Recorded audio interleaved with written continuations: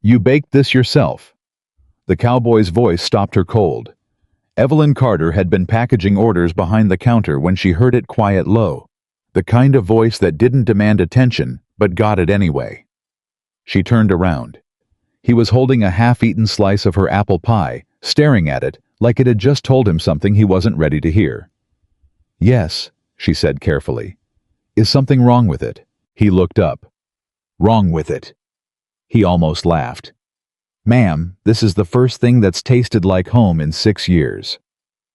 If you love stories about quiet beginnings and unexpected love, subscribe to our channel and follow this story all the way to the end, and drop a comment telling us what city you're watching from. I want to see how far this story travels. The morning that changed Evelyn Carter's life began exactly like every other morning had for the past 3 years. She woke before the sun did. She dressed in the dark, tied her apron strings without looking at them, because her fingers had memorized the motion, and crossed the small kitchen to the cast-iron stove where her fire had already been laid the night before. One match. The stove coughed once and caught. She set her hands flat on the edge of the work table and breathed in the cold, flour-dusted air of her mother's kitchen. Her kitchen now, and reminded herself as she did every single morning of the one rule that had kept her alive since she was 20 years old. Do not stop moving. Because the moment she stopped, the grief would find her. It always did. Her mother had died 3 winters ago. Quiet and without complaint, the way Margaret Carter had done most things in her life. Her father had gone 4 years before that. A bad harvest, a bad winter, and a heart that simply gave out under the weight of too many failures. Evelyn had been left with the cabin, the land around it, that produced almost nothing useful. A mule named George, who was more stubborn than valuable, and a wooden recipe box containing 47 handwritten cards in her mother's careful, slanted script. That box had saved her life. Not in any dramatic way. Not overnight. But slowly, the way a fire saves you from freezing 1 degree at a time until you stop shaking and realize you're going to make it through the night. She had started baking pies to eat. Then she had baked more than she could eat and found herself walking them into town because throwing food away felt like a sin. The general store owner, a square-jawed man named Harold Briggs, had tasted her peach pie on a Tuesday morning in September and offered her a standing arrangement by Tuesday afternoon. Every morning she baked. Every morning she loaded her basket and walked the 1.5 miles into Millbrook. Every afternoon she walked home with money that was never quite enough and a satisfaction that was never quite complete. But it was hers. Every penny of it was hers, earned with her own hands, and that mattered in a way she could never fully explain to anyone who hadn't lived through the particular loneliness of being a young woman with no family and no husband in a small Colorado mountain town in 1883. She was not waiting to be rescued. She had simply stopped believing rescue was coming. That Tuesday began like all the others. She pulled 2 apple pies and 1 cherry from the oven just as the morning light turned the kitchen windows gray. She set them on the sill to cool, washed her hands, and covered the pies with clean cloth for the walk into town. The air outside was still sharp with mountain cold, even though it was high summer July, with the aspens already rustling gold at the tips, because the altitude didn't believe in the same seasons the valley did. Evelyn walked the familiar road without thinking about it. She knew every rut in the trail, every split-rail fence, every dog that would bark, and every one that would stay quiet. She had walked this route in snow and in mud, and in the kind of dry summer heat that cracked the earth into a puzzle of brown plates. She had walked it when she was sick, and when she was sad, and on the morning after her mother's funeral, when she hadn't slept at all, and her eyes had been so swollen she could barely see the road. She had kept walking. She always kept walking. Briggs's General Store sat at the center of Millbrook's Main Street. 2 stories of weathered timber with a porch that served as the town's unofficial front room. By the time Evelyn arrived, a handful of townspeople were already gathered there, the way they gathered every morning. Mrs. Hartley and her sister arguing about something old. Pete Dunmore sitting in his chair with his boots up on the railing. A couple of ranch hands leaning against the post, waiting for their employer to finish his business inside. Evelyn nodded to Pete, stepped around the ranch hands, and pushed through the door. The inside of Briggs's store smelled like coffee and tobacco, and something faintly sweet from the jars of hard candy on the far shelf. Harold Briggs was already at the counter making marks in his ledger, and he looked up when she came in with the particular expression he wore when he had news. 3 pies, Evelyn said, setting the basket down. 2 apple, 1 cherry. The cherry's still warm. Good. Briggs came around the counter and lifted the cloth from one of the apple pies. He pressed the crust with his thumb, a habit he had that Evelyn had long since stopped taking as an insult. I've got a request, actually. She looked at him. What kind of request? Dawson Ranch is ordering for their end-of-week gathering. Jake Dawson came in yesterday asking if you'd do 6 pies for Saturday. 2 apple, 2 peach, 2 cherry. He said whatever your price is. Evelyn kept her expression steady. 6 pies in a single order was more than she usually sold in 3 days. I can do that, she said. I'll need the payment half up front for the ingredients. Already arranged. Briggs pulled an envelope from under the counter and set it between them. Jake left this. She picked it up, did not open it in front of him. I'll have them ready Friday evening. Good. Jake's sending someone to collect them Saturday morning. She nodded, tucked the envelope into her apron pocket, and turned to restock the display shelf near the window where Briggs kept her pies between the jars of preserved goods. She worked efficiently without wasted motion, her back to the door, listening to the familiar sounds of the store, settling into its morning rhythm. She didn't hear the door open. She heard a pair of boots on the floorboards, a particular unhurried sound, not the fast boot knock of someone in a hurry, not the heavy thud of someone trying to make themselves known. Just a steady, quiet crossing of a room, the walk of a man who knew exactly where he was going and wasn't in any rush to get there. Morning, Harold. Lucas. Briggs' voice carried the comfortable shortness of a familiar greeting. You're in early. Riding fence line this morning, figured I'd stop before I head out. Evelyn kept her hands on the shelf. She had not turned around. She wasn't sure why she was paying such close attention to a voice she didn't recognize. The usual, Briggs asked. And some of those dried figs if you've got them, Rosie asked last time. I've got them. She heard the clink of coins on the counter, the slide of a jar, the rustle of a paper bag. She heard Briggs say something in a lower voice, and then a short, quiet laugh. Real, not performed, the kind of laugh that comes out of someone when something genuinely surprises them. And then she heard the footsteps cross toward the window display. And then she heard them stop. Excuse me. She turned. How was younger than his voice had suggested, or maybe not younger, but less worn, which was different. He was tall, lean in the way that came from actual work, rather than fashion, with dark hair under a dusty hat and a jaw that hadn't been shaved this morning. He was holding one of her pies, the cherry, which she had not yet placed on the shelf, and he was looking at it the way people looked at things that surprised them. This for sale? He asked. All of them are, she said. That one's still warm, cherry. I noticed. He looked up at her. His eyes were steady dark brown, the kind of eyes that didn't look away when they found something. Who made this? I did. He glanced back at the pie, then back at her. How much for a slice? Harold charges 10 cents. He turned toward the counter.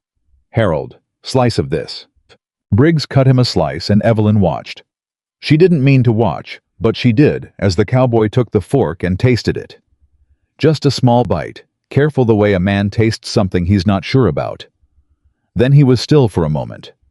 Then he looked at her again. You baked this yourself? Yes, she said. Is something wrong with it? Wrong with it? He almost laughed. Ma'am, this is the first thing that's tasted like home in 6 years. Evelyn Carter had received plenty of compliments on her pies. Harold told her they were the best in the county. Mrs. Hartley had told her she had a gift. The pastor's wife had told her that her apple pie was a blessing from God, which Evelyn privately felt was an overly religious interpretation of buttered crust. But nobody had ever said that before, like home. She didn't know why those 2 words sat differently in her chest than all the others had. She only knew that they did. I'm glad you enjoyed it, she said, and turned back to the shelf. His name, she learned from Harold afterward, was Lucas Bennett. He worked at Dawson Ranch, had been there for 2 years, had come up from New Mexico before that. Harold said he was a good man, which, coming from Harold Briggs, who said nothing unnecessary about anyone, meant considerably more than it might have from someone else. She thought about him twice that afternoon. She told herself it was because of the compliment. Genuine praise for her work was rare enough that it was worth noting, that was all. She was not the kind of woman who let a stranger's easy words stay in her mind. She was not. She went home. She fed George the mule. She started her prep work for the Dawson order and counted the money in the envelope. It was fair, actually more than fair, and sat at the kitchen table with her mother's recipe box and organized her plan for Friday. She did not think about him again until the next morning. He was there. Not in a way she could have objected to, not in a way that demanded her attention. He was simply in the store when she arrived, sitting on the bench near the window with a cup of coffee, talking to old Pete Dunmore about some question of horse breeding that Pete had strong opinions about. He looked up when she came in, and he nodded, just nodded, the brief, respectful acknowledgement of someone who remembered her from the day before, without making it into more than it was. She set her pies down and went about her business. But she noticed that he stayed. He and Pete finished their conversation. Pete left. Briggs went into the back room to move some inventory, and after a moment, Lucas Bennett set down his empty cup and crossed to the window display again. "What's today's?" he asked. "Apple," she said. "2 of them." "What kind of apples?" She glanced at him. It was not a question she had ever been asked before. "Yellow transparent," she said. "I got them from the miller's orchard. They ripen early, they're tart. They hold up in the crust better than the sweeter varieties." He nodded slowly. "My mother used yellow transparents," he said. "I haven't thought about that in a long time." A pause opened between them. Evelyn had learned to be careful with pauses in conversations with men she didn't know. Pauses could be filled with things she didn't want, with assumptions that would require the careful, exhausting work of correcting. But he didn't fill it with anything. He just nodded again, said, "I'll take a slice," and waited for Harold to cut it. He paid. He ate it at the bench by the window. He did not attempt further conversation. He left when he'd finished his coffee. That was all. But he came back Wednesday and Thursday. By the end of the first week, Evelyn had told herself 3 times that it meant nothing.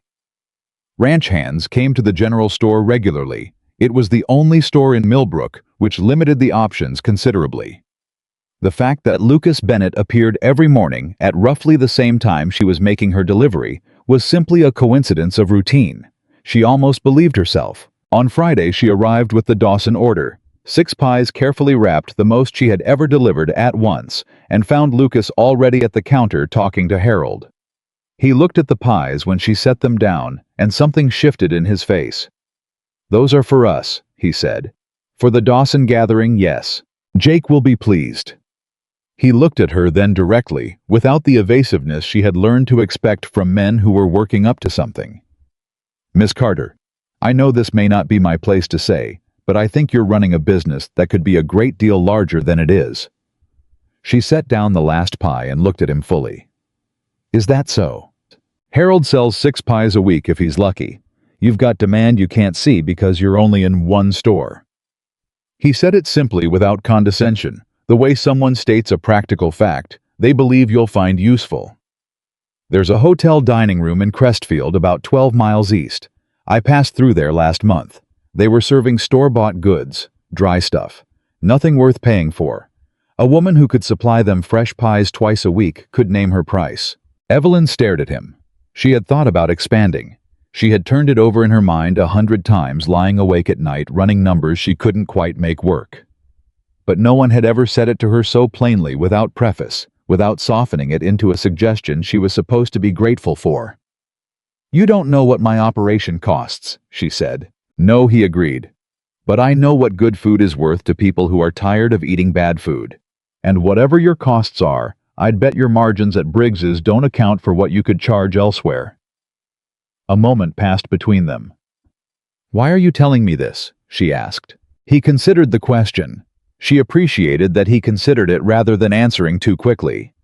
"Because," he said finally, I've watched you come in here every morning this week and work without stopping, and it seems like a waste for someone with your skill to have a smaller operation than she deserves." It was the most honest thing a man had said to her in 3 years. She didn't know how to answer it, so she said, "I'll think about it," picked up her empty basket and left. She thought about it.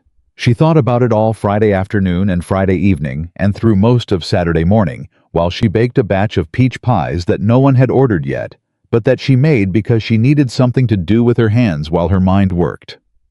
Crestfield. She knew it. 12 miles east was not impossible.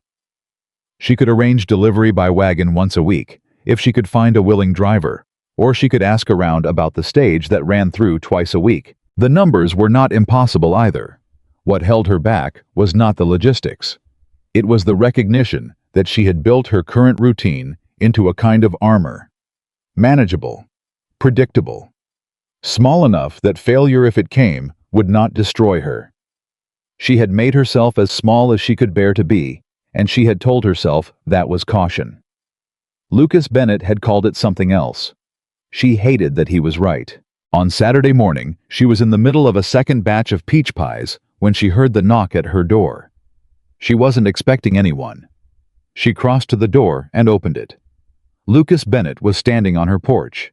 She stared at him. He held his hat in both hands, which she noted as a specific gesture. A man who chose to hold his hat rather than wear it was a man who was making an effort to present himself differently than usual. "I'm sorry to call without invitation," he said. "I came to collect the Dawson pies yesterday, and Harold mentioned your place was on the same road. I should have waited and asked you in town. If this is an imposition." "What do you want?" she asked. He met her eyes. "I went to Crestfield last night," he said. "I talked to the man who runs the hotel dining room. His name is Fletcher. I told him I knew a baker whose work was worth his attention. He said if you wanted to bring samples next week, he'd taste them." He paused. "I should have asked you before I did that. I recognize that. I just thought it was more useful to have something concrete to show you than to talk about possibilities that might not exist." Evelyn said nothing for a moment. "You rode 12 miles to talk to a hotel manager," she said, "on my behalf, without asking me." "Yes." He held her gaze. "If that was wrong, I'll go back and tell him to forget it." "Why?" she said again, and because she needed to understand it. "You don't know me. I'm not your concern." "No," he said. "But I've been in the position of having a skill that nobody could see and having no one who thought it worth the trouble to open a door. I didn't like how that felt. I wouldn't choose it for someone else if I could help it." The morning air was still cool around her doorway. She could smell the peach pies behind her, warm and sweet and real. "You'll have to tell me more about that," she said finally. "About what?" "About being in that position, where no one could see what you were worth." She stepped back from the door. "Come inside. I just pulled a batch of peach pies from the oven, and I'm not going to let them go to waste." Lucas Bennett stood for a moment on her porch. Then he stepped inside. He stayed for 2 hours. Not because either of them planned it that way, but because 2 hours was how long it took to drink 2 cups of coffee and eat 2 slices of peach pie and tell the particular kind of story that only gets told when someone is genuinely asking. She learned that he had grown up on a farm in southern New Mexico, that his father had been a decent farmer and a poor judge of character when it came to business arrangements, and that the man who had taken their land had done it through a contract. His father didn't fully understand and couldn't afford to contest by the time he realized what it said. "How old were you?" Evelyn asked. 16, Lucas said. "Old enough to understand what happened, young enough to be angry about it for a long time." "Are you still angry?" He thought about it. "Some days," he said. "But mostly, I've just made a different decision. I'm not going to let what happened to my father happen to me, which means reading everything. Understanding what I'm agreeing to. Not trusting anyone's word without their signature." She wrapped her hands around her coffee cup. "Is that why you went to Crestfield? You wanted to read the terms for yourself before you told me about it?" He looked at her with a sharpened attention, like she had said something he hadn't expected. "Yes," he said. "Actually, that's exactly why." "What are the terms?" He pulled a folded paper from his shirt pocket and set it on the table. She picked it up, read it carefully, and found that he had in fact done the work. Fletcher's offer was in writing a trial arrangement, 4 weeks twice weekly deliveries, a minimum order with a fair price per pie and a reasonable delivery window. Nothing binding past the trial unless both parties agreed. She set it down. "This is more than I expected," she said quietly. "You deserved more than you were getting," he said simply. There was a pause that was different from the ones in the store, longer, warmer, carrying something that neither of them was quite ready to name. "I'm going to do it," she said. "I know," he said, and he almost smiled. That was how it began. Not with a declaration, not with a romantic gesture that anyone watching from outside would have recognized as the beginning of anything. Just a pie and a knock at a door and a folded piece of paper on a table, and two people who had both survived something sitting across from each other in a kitchen that smelled like peaches and morning coffee. But Evelyn Carter, who had stopped believing in rescue, found herself thinking about it on the walk back from Millbrook on Tuesday. She found herself noticing for the first time in years that she was not thinking about surviving the day. She was thinking about the next week. About the Crestfield delivery. Yes, about the quantities, she would need the timing, the logistics, but also about something else. About what it felt like to have someone in your corner who wasn't waiting for anything in return. She had not felt that since her mother died. She had forgotten it was something a person could feel. On Wednesday, he was at the store again. "Fletcher sent a note," Lucas said without preamble, handing her a small envelope. "He liked what I told him. He wants to place an initial order before you even bring the samples." She opened the envelope and read it. The order was larger than she'd anticipated. She looked up at him. "This is 6 dozen pies in a month." "Yes." "That's a different scale than what I'm running now." "Yes," he said again. "Can you do it?" She looked at the number again. Her mind was already running through the supply lines, flour, sugar, butter, fruit, the timing of the miller's orchard harvest, whether she could source enough yellow transparents or would need to supplement with a different variety. "I need a second oven," she said. "Okay," he said. "That costs money I don't have." "I know," he said. "I've got some set aside." She looked at him sharply. "No. It would be a business arrangement," he said. "Not charity. You pay me back when the Crestfield money comes in. We write it down. Everything clear." "I am not borrowing money from a man I've known for 1 week," Evelyn said flatly. "No," he agreed. "You're entering a business arrangement with someone who believes your operation is worth investing in." He held her eyes. "There's a difference. One of them you owe me. The other one we're partners." She stared at him. "Partners," she repeated. "In the business sense," he said carefully. "Nothing else unless you decide otherwise." She could have refused. She had 100 good reasons to refuse. She had been taking care of herself for 3 years, precisely because she didn't want to be beholden to anyone, didn't want to owe anyone, didn't want to find herself in the position her father had found himself, in trusting someone, and losing everything to that trust. But she had also been making herself smaller than she needed to be for 3 years, and Lucas Bennett had ridden 12 miles on her behalf without being asked. She looked at the note from Fletcher. She looked at him. "Put it in writing," she said. "Everything, every term. I want a document we both sign." For the first time since she'd known him, he smiled fully, not the almost smile she had seen before. It changed his face completely. It made him look younger and less guarded and like someone she had known longer than she had. "Yes," he said. "That's exactly what I was going to suggest." That evening, sitting at her kitchen table, with a handwritten document between them and 2 cups of coffee going cold, Evelyn Carter entered into a business partnership with a cowboy she had known for 9 days.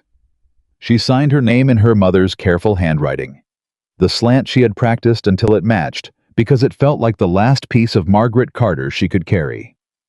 Lucas signed his across from her and then looked up. "You're going to build something real," he said. "I just want to watch it happen." She picked up her coffee cup. "You're going to be a lot more useful than a spectator," she said. "Someone has to drive the delivery wagon." He laughed. It was the same real, unguarded laugh she had heard that first morning across the store, and it filled her kitchen. The way laughter fills a space that has been quiet for too long. Suddenly, completely in a way that made the silence before it seem even larger than it had been.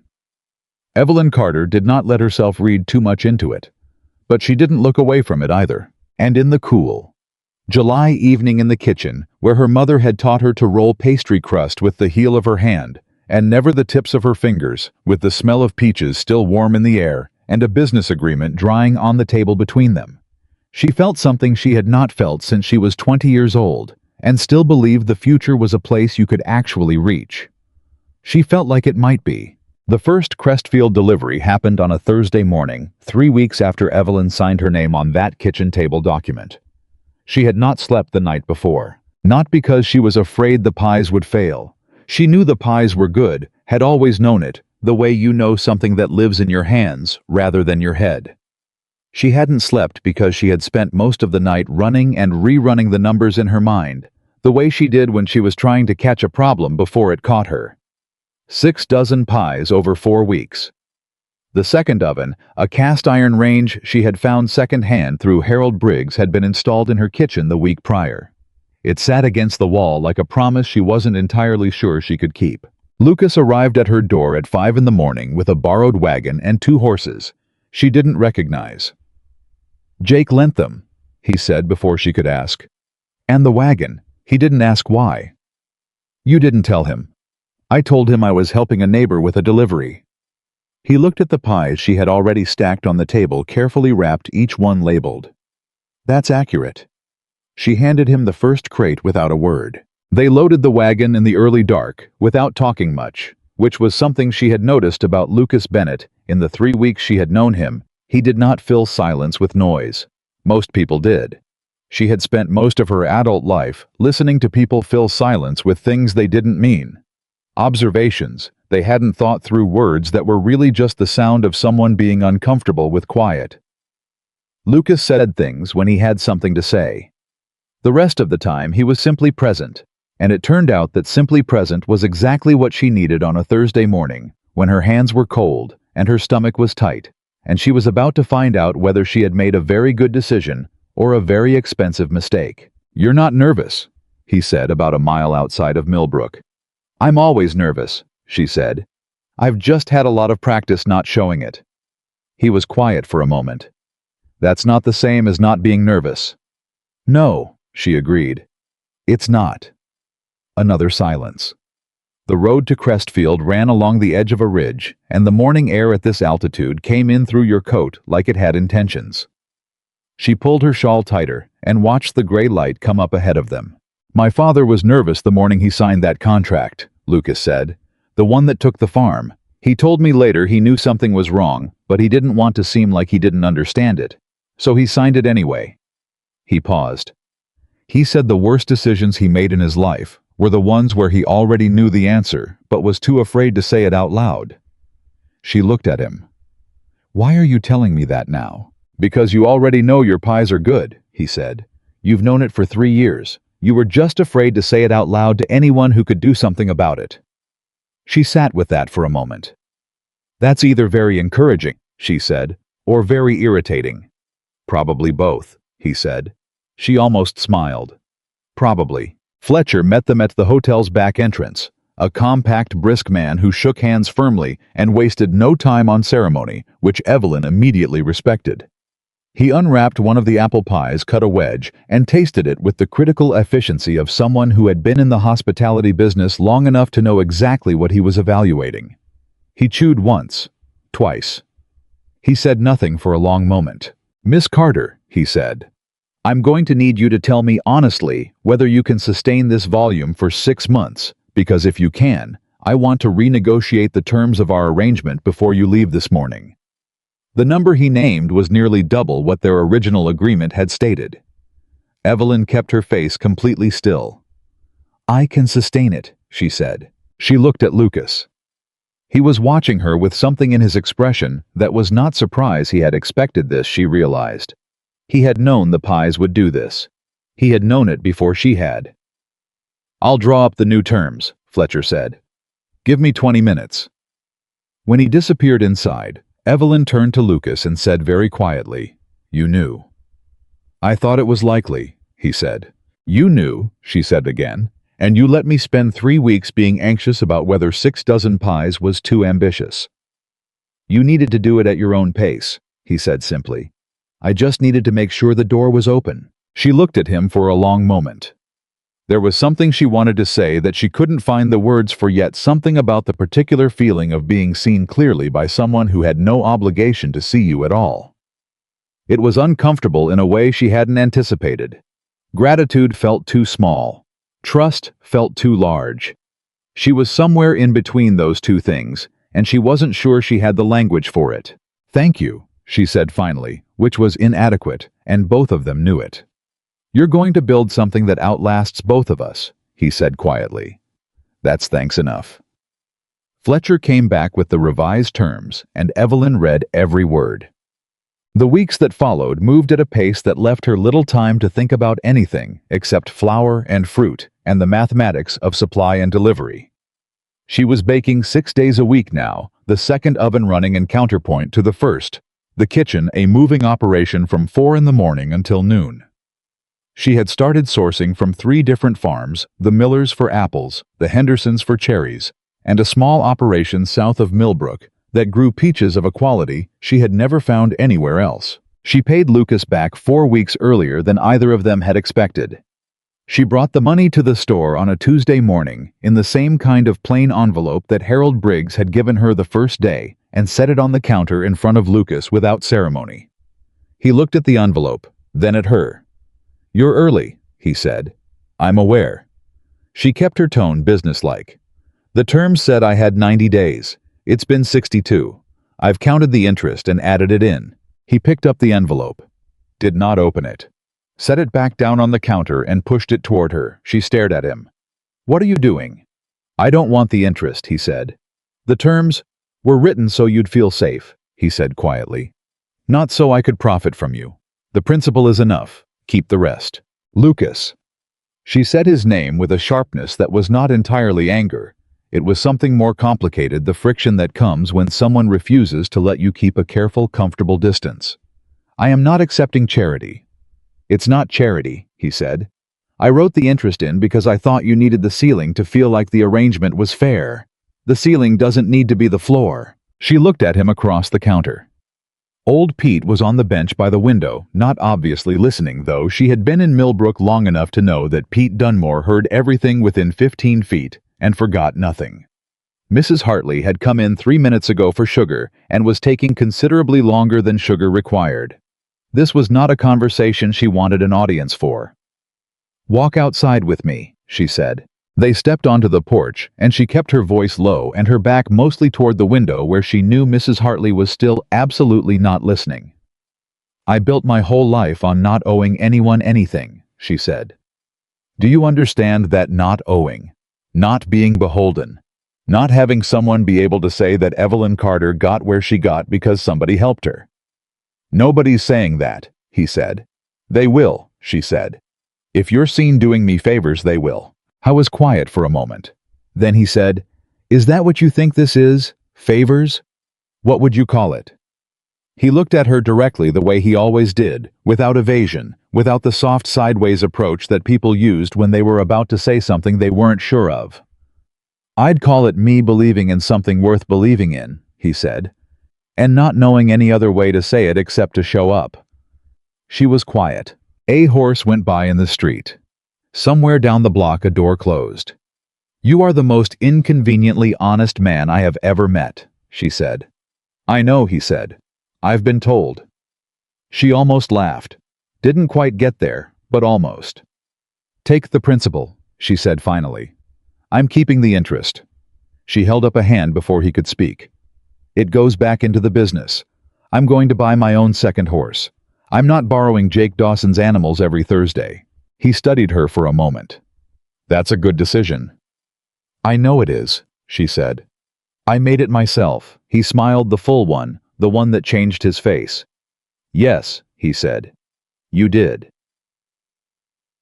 She bought the horse on a Friday, a bay mare with a white star on her forehead, and a cooperative temperament that the seller described as easygoing, and that turned out to mean she had the energy of a very old library book, which suited Evelyn's delivery needs exactly. She named her Margaret and did not explain why to anyone who asked. Lucas came to see the horse on Saturday morning, which she had not invited him to do, and which she had begun to understand was simply how he operated, not intrusively, not presumptuously, but with the steady presence of someone who was paying attention. He looked Margaret over with a careful, practiced eye, checking her teeth, running his hand along her legs, watching the way she stood.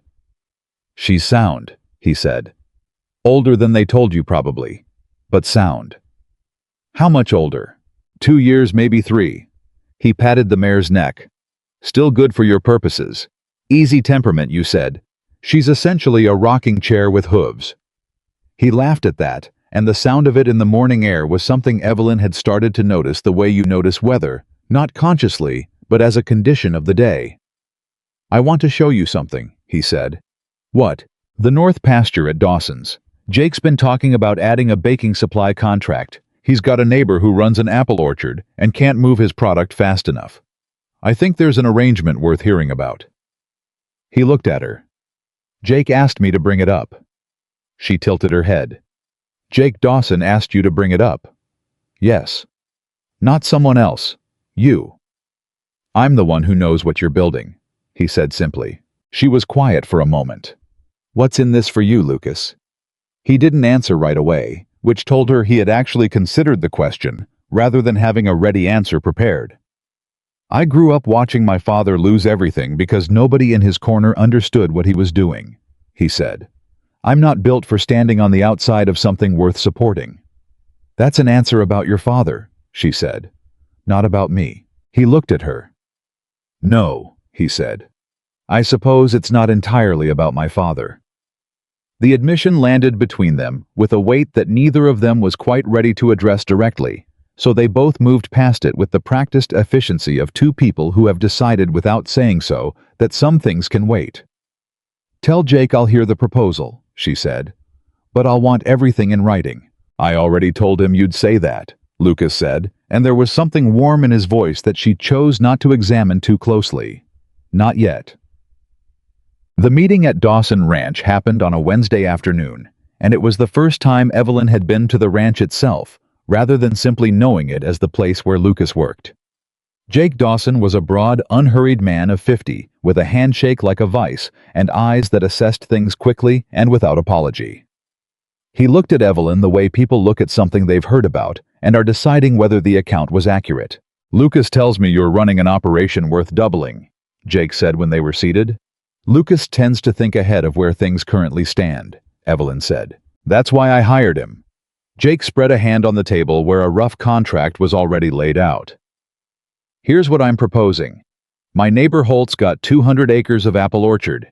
He sells to 3 buyers and can't keep up with demand. You'd get first purchase rights on his yellow transparents and early reds 40 bushels a month at a rate below market because Holt wants a steady buyer more than a premium price." Evelyn looked at the paper. "And in return, you supply my ranch kitchen and my hands with fresh goods twice weekly. I've got 32 men who eat 3 meals a day and are very tired of the cook's attempts at dessert." A sound came from the direction of the kitchen, a deliberate, offended silence that suggested the cook had heard that. "Carl's a good man," Jake said slightly louder. "He just wasn't meant for pastry." Evelyn read the contract, read it again, looked at the pricing, looked at the supply terms, looked at the delivery schedule, and compared it in her head against her current commitments. "I need to add a clause," she said. Jake raised an eyebrow. "Which is?" "The purchase rights on the orchard need to include the right of first refusal on any new variety Holt plants in the next 5 years. If his operation grows, I want to grow with it. I'm not looking for a one-season arrangement." Jake looked at her. Then he looked at Lucas, who was sitting across the table, and whose expression said very clearly that he had been expecting exactly this. Jake looked back at Evelyn. "I'll put it in," he said. "What else?" "The delivery schedule needs flexibility in November and December," she said. "Winter weather is unpredictable, and I won't make promises I can't guarantee. I can commit to a weekly minimum, but not a fixed day." "Done," Jake said. "And the arrangement reviews annually, not at one party's discretion." "Also done." Jake studied her for a moment. "Miss Carter, I'll be honest with you. When Lucas first told me about this, I thought he was talking about a woman who sold pies out of a store window. I've revised my assessment considerably." "Most people do," Evelyn said. "Eventually." Jake laughed, signed the document, and pushed it across. Evelyn signed it, folded her copy, and put it in her coat pocket. When she looked up, Lucas was watching her with that expression. She still didn't quite have a name for something between admiration and something quieter and more private than admiration. She looked away first, but only barely. On the ride back to Millbrook, the sun was going down, and the air had turned serious with cold, and Lucas drove the wagon without hurrying. The way he did everything like he had enough patience for whatever amount of time the world required. "You changed 3 terms in that contract," he said. "They needed changing." "Jake's lawyers drafted that." "Jake's lawyers drafted it for Jake's benefit," she said. "That's what lawyers are for." A pause. "You read the whole thing in under 4 minutes." "I read fast when something matters." She pulled her shawl tighter. "My mother used to say that the only protection a woman without a man's name has is understanding what she's agreeing to before she agrees to it." "She sounds like she was remarkable." Evelyn was quiet for a moment. "She was tired," she said finally. "Remarkable, yes, but tired. She worked so hard, and she never quite got to the part where it paid off. She died before it paid off." She looked at the road ahead of them. "I decided a long time ago that wasn't going to be my story." He drove in silence for a moment. Then, "It won't be." "You don't know that." "No," he said. "But I've watched you operate for 2 months, and I can't think of a version of events in which you don't build exactly what you're trying to build." The wagon moved through the early dark, and Evelyn sat with that for a long moment, the weight of someone else's certainty in her, which was a strange and unfamiliar thing to carry, and not entirely uncomfortable. "You're not afraid of much, are you?" she said. He was quiet long enough that she turned to look at him. "I'm afraid of plenty," he said. "I'm afraid of being the kind of person who watches something good and doesn't say so. I'm afraid of being my father, not what happened to him, but the part where he didn't say out loud what he knew." He paused. "I'm afraid of not being clear when being clear matters." She looked at him in the darkening evening. "Is there something you're trying to be clear about?" He looked at her. The wagon slowed slightly, not because of anything in the road, just slowing. "I think," he said carefully, "that I have very much enjoyed the last 2 months." It was a simple sentence. It was also, she understood, a very specific kind of honesty from a man who did not use words carelessly. "So have I," she said. He looked back at the road. The wagon moved on. Neither of them said anything else for the rest of the drive, but the silence between them had shifted into a different kind of quiet. Warmer, deliberate. The silence of 2 people who have said exactly as much as needs to be said for now, and are comfortable with the rest, remaining unspoken. October came in hard. The first frost hit Millbrook earlier than anyone had predicted, and Evelyn spent 3 days in a scramble to source additional apples before the Hendersons' last harvest froze on the tree. She solved it by sending a note to Holt's orchard through Jake Dawson's man, and Holt delivered 2 extra bushels on a Friday, the first test of the clause she had insisted on, and it held. She made note of that with a quiet, private satisfaction. She was also by October running a business that looked considerably different than the one she had been running in July. She had 3 supply contracts, 2 regular commercial accounts, Briggs's store and the Crestfield Hotel, and the new Dawson Ranch arrangement starting November 1st. Her weekly revenue had more than tripled. She had repaid Lucas entirely, had a reserve set aside that made the winter feel less like a threat than a season, and was in the middle of negotiating with a second hotel in a town 8 miles east of Crestfield. Harold Briggs told her with a gruffness she had come to understand was his version of warmth that she was going to outgrow his store within the year. "Good," she said. "Some people would take that as a warning," he said. "I take it as a schedule," she said. He shook his head, but he was almost smiling. The thing she had not accounted for, the variable she had not included in any of her calculations, was what it felt like to be known by someone. Not known, in the general sense, the way a whole town knows the faces and the facts and the surface of a person. Known specifically. The way Lucas had learned somewhere in the past 3 months that she did not like to be interrupted when she was reading, that she thought most social conversation in Millbrook was approximately 3 times longer than it needed to be, that she saved the last piece of pie from every batch she baked and ate it herself because she thought the person who made the thing had the right to taste its finished version. He had never commented on these things directly, but she had noticed him working around them in ways that were both considerate and entirely unannounced. The way you move a chair out of someone's path without saying you moved it. She was not sure when she had started working around him in the same way. She noticed it one Thursday in October when she was loading the delivery wagon and automatically left space on the seat for him, not because she had invited him, but because she had stopped imagining doing it without him.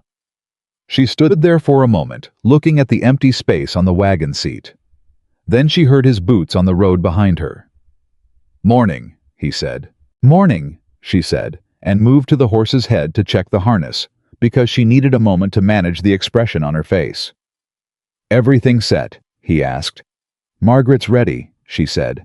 "Let's go." She climbed up to the seat, and he climbed up beside her, the way he always did, and the wagon moved out into the October morning, and Evelyn Carter, who had not allowed herself to depend on anyone in 3 years, found that she was sitting 4 inches from a man whose presence had become as reliable as her own oven, and that she was not afraid of it the way she had expected to be.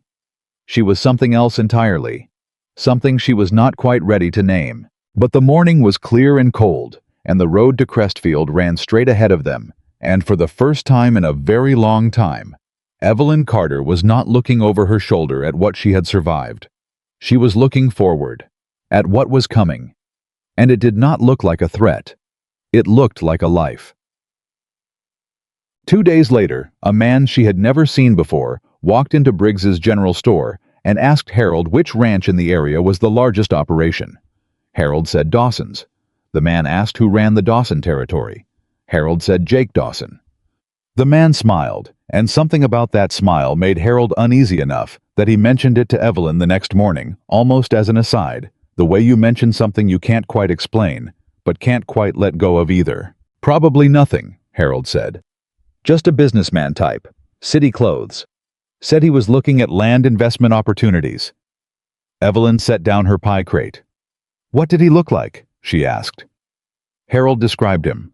A compact man, well-dressed, dark suit, even in the mountain dust. Spoke like he was used to having people listen. Smiled like he knew something you didn't. She did not say anything for a moment. "Did he give a name?" she asked. "Whitaker," Harold said. "Charles Whitaker." Something cold moved through her that had nothing to do with the October air. She didn't know why. She just knew the way her father had known, and hadn't said it out loud, that the name was going to matter, that the man was going to matter, and that whatever he wanted with Dawson's land was not as simple as investment. Charles Whitaker came to Millbrook the way trouble usually came to small towns, quietly, politely, and with a very good suit. Evelyn saw him for the first time 3 days after Harold mentioned his name. She was at the store making her Tuesday delivery, when the door opened and a man walked in who did not belong to the landscape the way everyone else in Millbrook did. It wasn't the suit exactly, though the suit was wrong for the altitude and the dust. It was the way he carried himself, like a man who had decided some years ago that every room he entered was already his. He looked at the pie display. Then he looked at her. "You must be Miss Carter," he said. "I've been hearing about your pies." She set down her crate. "Most people in Millbrook have." "Charles Whitaker." He extended his hand. His grip was practiced, firm enough to suggest confidence, brief enough to suggest he didn't need to prove anything. "I'm looking at some business opportunities in this territory. Land primarily. I find that in a new town, the best intelligence comes from the people who feed everyone." He smiled. "Bakers know everything." "Bakers know who's hungry," Evelyn said. "That's different." He tilted his head slightly, recalibrating. She had not responded the way he expected, which told her that he was used to people responding the way he expected. Fair enough, he said pleasantly. Tell me, is the Dawson operation as well established as people say? I've been looking at some of the surrounding territory, and the ranch comes up in every conversation. She looked at him steadily. You'd want to ask Jake Dawson that question directly. I intend to, he said. I'm just curious about the community perspective. A ranch's reputation among its neighbors tells you more than the owner's accounting. Jake Dawson is well regarded, she said, by everyone who knows him. And the cowboy who manages his horse program, Bennett, is it I heard his name as well? Something sharpened in her chest, quiet and cold. Lucas Bennett is an honest man, she said. If that's the kind of information you're collecting. Whitaker smiled again. It was a very good smile. That was the problem with it. Of course, he said. That's exactly the kind of information I'm collecting. He bought a slice of apple pie from Harold, complimented it with the efficiency of a man who was being charming as a professional exercise, and left. Harold came out from behind the counter and stood beside Evelyn, looking at the door. You know what I don't like about that man, Harold said. He already knows the answers to the questions he's asking, Evelyn said. Harold looked at her. That's exactly it. She picked up her empty basket. I need to talk to Lucas. She found him at the ranch's fence line on the eastern property, repairing a section of split rail that the October wind had worked loose. He heard her coming and turned, and his expression shifted immediately when he saw her face. What happened? He said. Whitaker came into the store this morning. She watched him carefully. He asked about Dawson's operation. He asked about you by name. Lucas set down the fence rail he was holding. What did he say? I was very pleasant about it, she said. That's what concerned me. Lucas was quiet for a moment.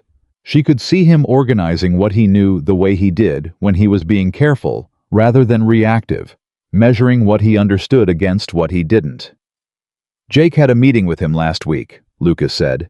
He didn't tell me the details, only that a man from Denver was looking at land in the valley. The valley meaning the eastern pastures, the ones that border the Holt orchard. He looked at her. The ones you just signed purchasing rights on. The cold thing in her chest got colder. That's not a coincidence. No, Lucas said. I don't think it is. She stood very still for a moment, going through it in her mind. Whitaker had come to Millbrook already knowing names hers, Lucas's Dawson's. He had asked about the ranch's reputation, and about Lucas specifically, and he had done it before approaching Jake directly. That was not how a legitimate investor operated. That was how someone operated who was building a picture before making a move. I need to know what's in the land records, she said. Lucas looked at her. The county records, the property boundaries on those eastern pastures, who holds the titles, what the encumbrances are, whether there are any outstanding claims. She met his eyes. If someone wanted to acquire that land, and Dawson wouldn't sell, what would the legal path look like? He was quiet for long enough that she knew he already had some of the answer. There was a debt, he said finally. From 3 years ago, Jake borrowed against the eastern parcel to get through a bad season. He told me he paid it off, but I don't know who held the note or whether the payoff was properly recorded. Who would know? The county registrar's office, he said. In Crestfield. She looked at him. I'm in Crestfield on Thursday. I know, he said. I'll come with you. You don't have to, Evelyn. He said her name the way he said things that mattered, without decoration, just the word itself placed carefully. That orchard supply contract has your name on it. If someone moves against that land, your business takes a hit before you've had time to build a cushion against it. He picked the fence rail back up and fitted it into place with the particular decisiveness of a man finishing one thing so he can move on to the next. I'll come with you. She watched him drive the rail home. All right, she said. They went to Crestfield on Thursday and delivered the hotel order first because business did not pause for trouble, and then Evelyn walked to the county registrar's office while Lucas handled the wagon. The registrar was a thin, precise man named Aldous Crane, who treated documents with a reverence usually reserved for scripture and who did not appreciate being asked to pull records on short notice. Evelyn set one of her cherry pies on his desk. He pulled the records in under 4 minutes. She stood at the counter and read the documents with the focused speed she had developed, reading contracts, looking for the shape of things, rather than every word finding the anomalies. The debt Jake had taken against the Eastern pasture was there. The payoff was recorded, but the release of the lien was dated 2 months after the payoff, which was standard. What was not standard was a second notation she found in the margin of the title record, a small mark she almost missed, a cross-reference to a secondary filing under a different number. She asked Crane for the secondary filing. He brought it. She read it once, read it again. Then she set it down on the counter and breathed very carefully through her nose. The secondary filing was a quiet document. It did not announce itself. It used language that was technically accurate and practically deceptive, the kind of language that told you exactly what it meant if you already knew what to look for and told you nothing at all if you didn't. What it said in plain terms was that the release of Jake's lien had been purchased by a holding company 3 months ago. The holding company now technically held the position of the original lender. And the release of the lien had included a clause, small buried, dressed in the language of routine loan settlement, that gave the holding company a right of first offer on the eastern parcel if Jake Dawson ever chose to sell or if the property transferred for any reason. She asked Crane for the incorporation record on the holding company. He brought that too. The holding company was registered in Denver. Its principal officer was listed as 1 C.A. Whitaker. She stood very still at the counter for a moment. Then she folded the documents, thanked Crane, and walked out. Lucas was with the wagon.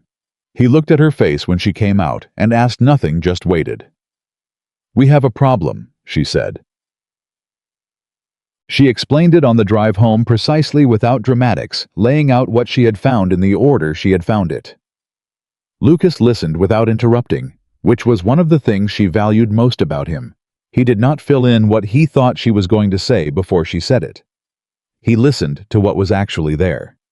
When she finished, he was quiet for a long moment. "Jake doesn't know," he said. "I don't think so," she said. "He thinks the debt is cleared and the lien is released. He has no reason to look further than that." Whitaker positioned himself legally before he came to town, Lucas said. "He bought the holding position months ago. He's been waiting for Jake to either agree to sell or to need money badly enough that the right of first offer becomes a lever." She looked at him. "Or waiting to create a circumstance where Jake needs money." Lucas looked at her. "What kind of circumstance?" "I don't know yet," she said. "But he's asking questions about the operation, about the horse program, about you." She paused. "A man doesn't ask questions about a ranch hand unless he's interested in the ranch's vulnerabilities. And the horse program is the operation's primary current income." He took that in without reacting to the personal part of it, the fact that Whitaker had specifically asked about him with the steadiness of someone who had been in enough bad situations to know that panic was the most expensive response. "I need to tell Jake," he said. "Yes," she said. "Tonight." "Will you come?" She looked at him. "It's your ranch, your employer. It's your supply contract," he said. "And you found it. Jake should hear it from both of us." She nodded. They turned the wagon toward Dawson Ranch. Jake Dawson listened to everything without speaking. He sat at his kitchen table with his hands flat on the surface, and his expression very still and very controlled. And Evelyn recognized in him the same quality she had in herself, the particular discipline of someone who had learned not to let a reaction escape before they understood what they were reacting to. When they finished, he said, "Show me the documents." Evelyn had made copies. She set them on the table. He read them again, set them down. "3 months ago," he said quietly. "Yes," she said. "He bought that position 3 months ago, and then came to me talking about partnership and mutual investment." Jake's jaw was tight.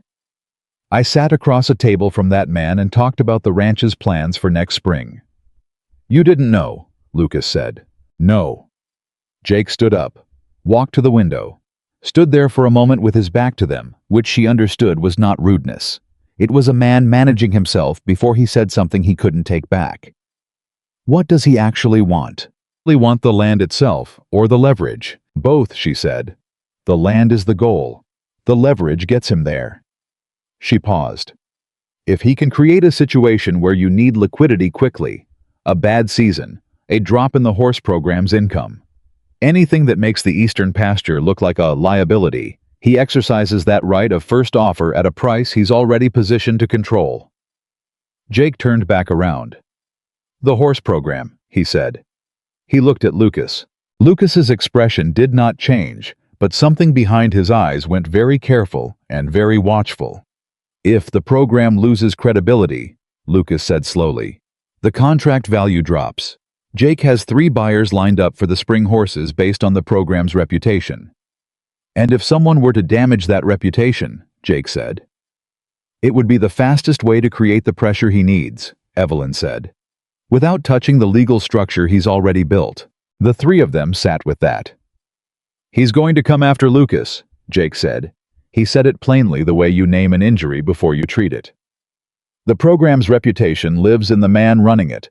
Attack the man, you attack the program. Lucas said nothing. Evelyn said, "What do we do?" They stayed at the ranch for 2 hours. By the time they left, they had the shape of a plan, rough-edged with gaps in it. They couldn't fill yet, but a shape. Jake was going to consult a lawyer in Crestfield without giving details. Evelyn was going to continue her supply arrangement without any outward change. And Lucas was going to go about his work as if he knew nothing, which was the hardest assignment of the 3, because it required playing normal, while knowing the ground was already moving. On the ride home, Lucas was quiet in a different way than usual. She gave it a mile. Then she said, "Talk." "I'm thinking," he said. "I know. Talk anyway." He was quiet for another moment. Then, "My father did nothing wrong. That was the part that stayed with me. He did nothing wrong. He just trusted the wrong man and signed a document he didn't fully understand, and that was enough. You can lose everything to something that small." "This is not the same," she said. "No," he said, "but it rhymes." He looked at the road ahead. "I worked 2 years to build that horse program. Everything I've put into it, the bloodlines, the training methods, the buyers I've developed trust with. If Whitaker puts a story around about the horses, about my management, about anything, it doesn't matter if it's true. A rumor in a small market moves faster than a reputation." "You have Jake's backing," she said. "Jake's backing only goes so far if the buyers start walking. Then we don't let the buyers walk." She said it with a sharpness that brought him back to looking at her. "We get ahead of it. Before he can put a story out, you put your own story out. Every buyer, every contact in the horse trade, you reach them first. Not defensively, proactively. You invite them to the ranch, let them see the operation, let them make their own assessment." He looked at her. That's what you did for me," she said. "You went to Fletcher before I had a chance to be afraid of the rejection. You put something real in front of him before the doubt could take up space." She held his eyes. "Do that for yourself." He was quiet for a long moment. "I went to Fletcher because I believed in what you were building," he said. "I know," she said. "Now believe in what you're building." Something shifted in his face, not dramatically, not with the theatrical weight of a man having a revelation. Just a quiet internal shift, the kind that happens when someone says the right thing at the right moment and it lands where it was supposed to land. "All right," he said. "Good," she said. "Write the letters tonight. I'll help with the wording if you want." He almost smiled. "You'd do that. You drove 12 miles to Crestfield for me," she said. "I think I can manage letter drafting." They wrote the letters at her kitchen table that night, which was not something she had planned, and which happened by a sequence of small practical decisions that were individually reasonable and collectively significant. He needed the paper, and she had paper. She needed the lamp near the window, and there was room for 2 people at the table.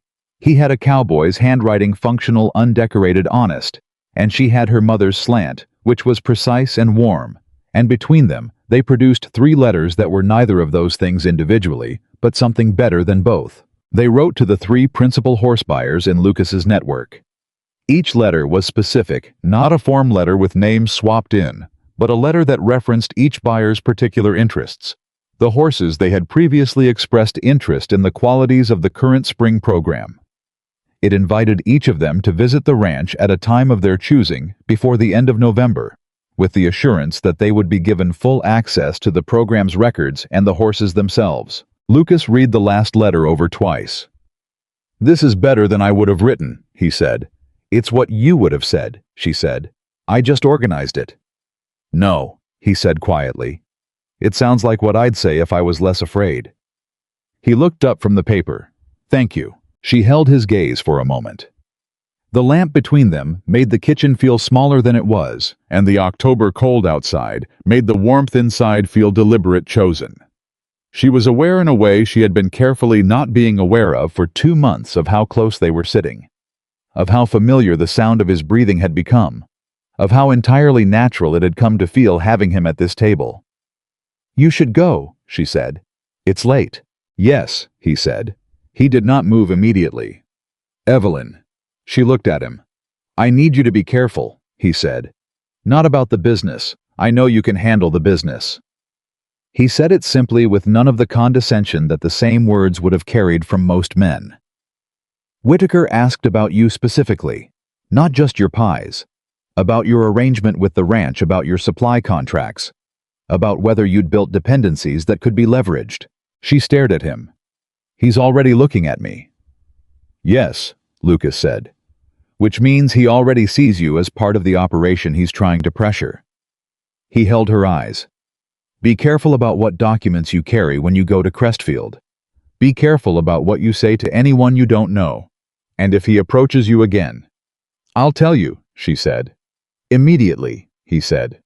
"Immediately," she agreed. He folded his copy of the letters carefully and put them in his coat. At the door he turned back. "The pie was good tonight," he said. It was such a plain, ordinary thing to say that it took her a moment to catch up to it. She had set out a slice of peach pie when they sat down to write the way she always did when someone was at her table, and he had eaten it without commenting, and she had forgotten she'd done it. "It was yesterday's," she said. "The peaches are getting late in the season." "Still good," he said. "The best part of my day." He meant the pie. She was fairly certain he meant the pie. She told herself he meant the pie, closed the door, and stood in her kitchen for a long moment, with her hand still on the latch, and her heart doing something she did not have a practical use for, and could not entirely stop. Faster than they expected. The first rumor appeared in Millbrook 6 days later. Not a loud rumor, not the kind that got shouted across a street. The quiet kind. The kind that arrives in the space between two people who think they're speaking privately, and spreads before either of them realizes it's moving. The substance of it was simple: that Lucas Bennett was running a horse program at Dawson's, using methods that were depending on who was telling the version either questionable or outright dishonest. That the animals being presented to buyers were not accurately represented in their records. That their ages and training histories were not what Lucas was claiming. It was entirely false. It was also, as Lucas had predicted, the kind of story that moved faster than a reputation. Evelyn heard it first from Mrs. Hartley, who told her with the particular satisfaction of someone delivering bad news they find interesting. She heard it second from Harold, who told her with the discomfort of someone who clearly did not believe it and did not like that he had to relay it. She heard it a third time from a man she didn't know who came into the store and made a comment about the Cowboy at Dawson's that was vague enough to be unprovable and specific enough to be damaging. She found Lucas that same afternoon. "They're already talking," she said without preamble. "I know," he said. "Ted Marsh's buyer sent a note this morning pulling out of the November visit." She felt the impact of that, even though she had expected it. "One buyer. The first one," he said. He was controlled. She could see what that control cost, him could see in the set of his jaw, and the way he was holding very still, that underneath the surface of this composure was something much closer to the edge than he was letting show. "The letters," she said. "2 of the other buyers haven't responded yet. Send follow-ups today," she said. "Don't wait for them to come to you. And send to Jake's other contacts as well, anyone in the horse trade who knows the operation directly.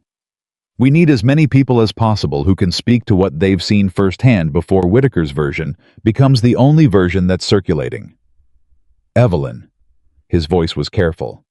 If this keeps going, it won't, she said. You can't know that. No, she said. But I know that a lie has to be maintained, and the truth doesn't.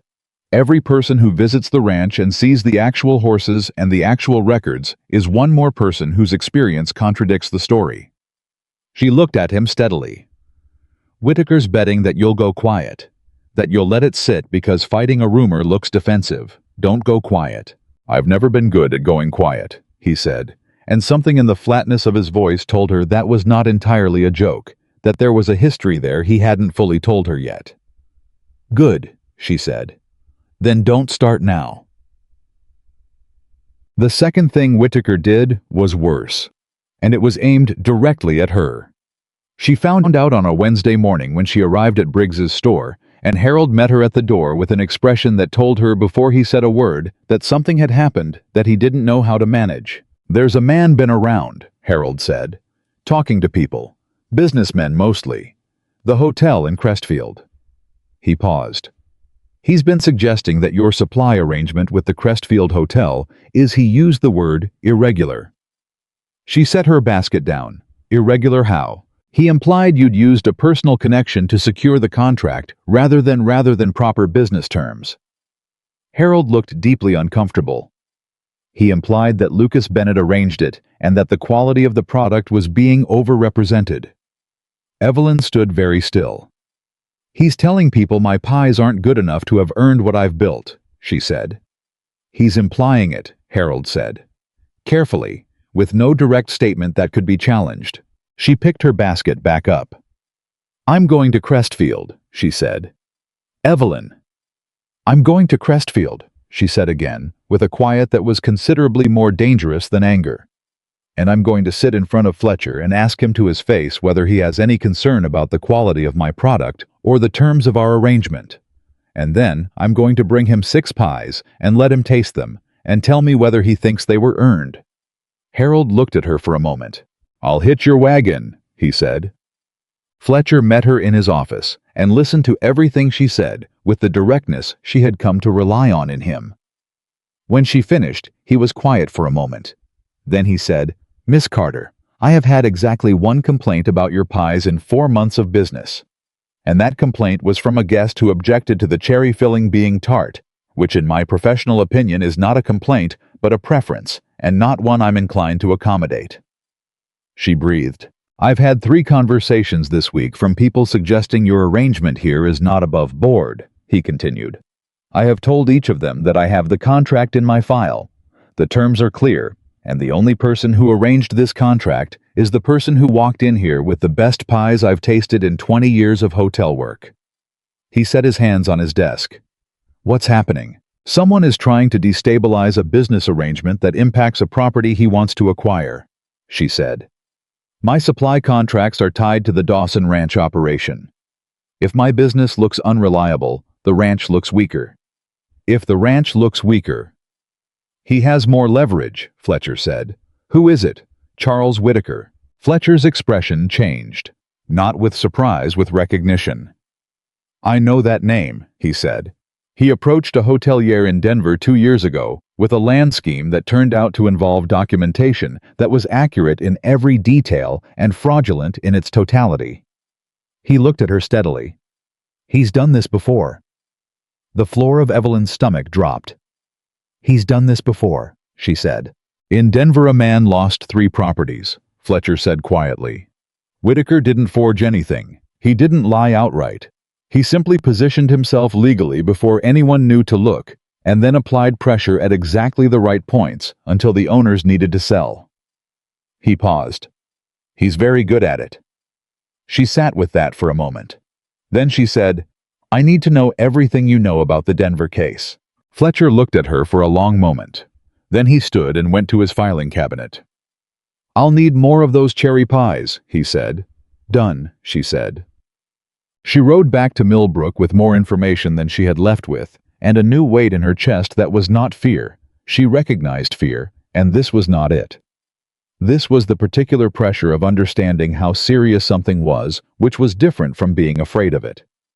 Fear made you hesitate. This made her want to move. Lucas was at the store when she arrived, and he took one look at her face and said, "What did you find?" "He's done this before," she said. "Denver. 3 properties, same pattern. He positions himself legally first, then attacks reputations until the pressure creates the need to sell." She met his eyes. "He's not improvising, he's running a method." Lucas was very still. "Fletcher told you this." "Fletcher knows someone who was in Denver when it happened." She set down her basket. "Which means there are people who can speak to the pattern, who can say in front of whatever legal authority we can get to listen that this is not the first time this has happened." "If we can document the pattern," Lucas said slowly. "It's not just one man making a bad land deal," she said. "It's a scheme, and schemes that have happened before can be demonstrated. They can be shown." She looked at him. "I need to write to someone in Denver. Tonight." He nodded. Then he said very quietly, "He came after you." "Yes." "He went after your business specifically." "Yes, Lucas, I know. Because you found the documents," he said. "He knows you found them." He looked at her with an expression she had not seen from him before. Not the calm, not the careful, but something underneath both of those, something raw and protective, and entirely unguarded. "You made yourself a target when you went to the county records office." "I know," she said. "Evelyn, I know," she said again firmly, but not unkindly. "And I would do it again, because it was the right thing to do, and because sitting quietly while someone dismantles everything around you is not actually a safe choice, it just feels like one." She held his gaze. "We're not sitting quietly." He looked at her for a long moment. "No," he said. "We're not." The store was quiet around them. Harold had gone into the back room. Old Pete was not on his bench. For a moment, it was just the two of them in the low October light, standing across from each other, with the full weight of what was coming laid out between them, and neither of them looked away from it, or from each other. Then Evelyn picked up her basket, set her shoulders, and said, "Come to the cabin tonight. We have letters to write, and I want you to hear what Fletcher told me about Denver before we decide what to do next." He came.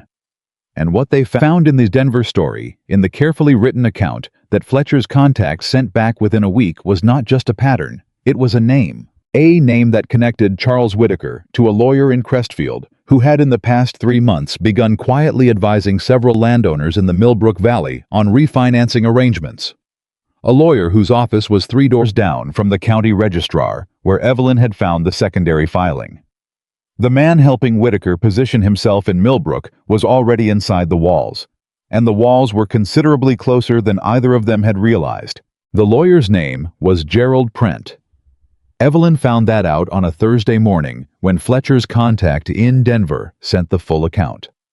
Not a letter this time, but a package, thick with copied documents, sworn statements, and a timeline that laid out exactly how Charles Whitaker had dismantled 3 properties in 2 years without breaking a single law that any court had been willing to prosecute. She read it at her kitchen table before dawn, with the lamp turned up as high as it would go, and a cup of coffee going cold beside her because she kept forgetting to drink it. Gerald Prent had appeared in Denver 6 months before Whitaker made his first move. He had positioned himself as a routine property lawyer, advising landowners on refinancing, reviewing titles, suggesting minor restructuring of debt arrangements that seemed individually entirely reasonable. What no one had understood until it was too late was that Prent was not advising his clients in their interest. He was mapping their vulnerabilities for someone else. By the time Whitaker arrived with his holding company and his right of first offer clauses and his carefully worded pressure, Prent already knew which properties had the weakest title structures, which owners needed, liquidity fastest, and which reputations could be most efficiently damaged with the least direct action. It was not fraud in any form a territorial court had been willing to name. It was something older and harder to prosecute: a coordinated manipulation of legitimate legal instruments by 2 men who understood how to use the law the way a knife uses a gap in armor, not through the material, but between it. Evelyn set the last page down. She sat there for a moment in the early dark of her kitchen. Then she picked up her pen and wrote one line at the top of a fresh sheet of paper: "What can be documented?" Because that was the question. Not what Whitaker and Prent had done, she understood what they had done. The question was, what could be shown specifically in a form that a territorial judge or a federal land commissioner would have to take seriously? Rumor was Whitaker's weapon. Documentation was hers. She had used it at every step of her business because her mother had taught her that a woman without a man's name behind her had exactly one protection against the world, and that protection was paper. Paper that said what it said, whether anyone believed her or not. She was still writing when Lucas knocked at her door at 6 in the morning. She let him in without looking up from the table. "Sit down," she said. "I need you to listen to this in order." He sat. She talked. She laid out the Denver pattern Prince role, the specific mechanism by which the two men had operated together, and then she set it beside what they already knew about Millbrook, the secondary filing. Prince's recent presence advising Valley landowners, the timing of Whitaker's approach to Jake. When she finished, Lucas was very still. "He's already talked to the Hendersons," he said. She looked at him. "What?" "Tom Henderson came to the ranch yesterday to drop off a cherry order for me to pass along to you." He met her eyes. He mentioned in passing that a lawyer from Crestfield had been out to see them last month about refinancing their orchard loan. He said it seemed routine. He said the man was very helpful. The cherry orchard, one of her 3 supply contracts. "Prent is already in the supply chain," she said. "If Henderson restructures his debt through Prent Whitaker, gets visibility on the orchard's financials," Lucas said. "And if the orchard gets squeezed, my supply contract fails," she said, which weakens the ranch's argument that the eastern pasture has active commercial value. She stood up. "We need to warn the Hendersons today, and the Millers." "And Holt," he said. "Holt especially." She was already moving. "Holt's orchard is directly on the eastern land boundary. If Whitaker gets a position on Holt, he has leverage on the supply that goes directly to Jake's operation." Lucas stood. "I'll ride to Holt this morning. I'll go to the Hendersons." She stopped. "Lucas, be careful what you say and how you say it. We cannot tell people that their lawyer is corrupt without evidence. We can tell them to get a second opinion. We can tell them to wait before signing anything." He looked at her. "That's a fine line." "It's the only line that doesn't expose us to a counterclaim," she said. "Whitaker will use anything we do carelessly. We have to be more careful than he is, not less." He held her gaze for a moment. "You sound like a lawyer yourself." "I sound like a woman who read 50 pages of documents before sunrise," she said. "Go." He went. The Hendersons listened. Margaret Henderson, who ran the farm's books, and had the sharp, practical intelligence of a woman who had kept a family operation solvent through 3 bad seasons, heard Evelyn's careful hedged warning about getting a second opinion and went very quiet in the way that told Evelyn she was not surprised. "I had a feeling about that man," Margaret said. "Tom liked him. Tom likes everyone." She said it without bitterness, just the particular tolerance of a woman who had learned to be the skeptic, so her husband didn't have to be. "What specifically should I be looking for in the documents?" "Any clause that gives the lender or their assigns a right of first offer on the property," Evelyn said. "Any language about transfer restrictions. Anything that limits who you can sell to or when." She paused. "And the identity of the actual lender. If it's a holding company, rather than a named individual or bank, find out who owns the holding company before you sign." Margaret was already on her feet getting the folder from the cabinet. She spread the documents on the table, and the 2 women read through them together, which was not something Evelyn had planned, and which took an hour and a half and 2 cups of coffee. And at the end of it, Margaret put her finger on a clause on page 4 that was dressed in the language of routine default protection and contained, buried in its 3rd sentence, exactly the right of first offer language Evelyn had described. Margaret sat back. "Tom was going to sign this on Friday," she said. "I know," Evelyn said. "If he had, I know." Margaret looked at her. "How did you know to come today?" "Someone taught me to read carefully before I agree to anything," Evelyn said. "And someone else in Denver learned it the hard way and was willing to write it down." Margaret folded the documents and put them back in the folder. "We won't be signing this," she said. "And I want to know everything else you know about this Whitaker man." Evelyn told her. By the time she left the Henderson farm, Margaret had already sent her oldest son to ride to the Miller farm with a message. Lucas came back from Holt's in the early afternoon with a look on his face that she read immediately as bad news arranged in a particular way, not catastrophic, but specific and close. "Holt already signed," he said. She closed her eyes for 1 second. "When?" "2 weeks ago." He sat down heavily at her table. "A refinancing arrangement on his East Acreage mortgage. Prent came out personally, which Holt said he thought was excellent service." "Did Holt know what he signed?" "Holt is a good farmer and a trusting man," Lucas said. He understood that he was refinancing at a better rate. He did not understand what was in the third page. "Right of first offer," she said. "On the East Acreage specifically," Lucas said, "which is the acreage that borders the Dawson Eastern pasture." She sat down across from him. "Whitaker now has a legal position on 3 sides of that land. Jake's Eastern pasture in the middle, Holt's East Acreage on one border, and the holding company note on Jake's original debt on the other. If Jake's position weakens at all," Lucas said. "He's surrounded," she said. They sat with that for a moment. "Can Holt undo it?" she asked. "His loan is a 30-day document with a cooling period," Lucas said.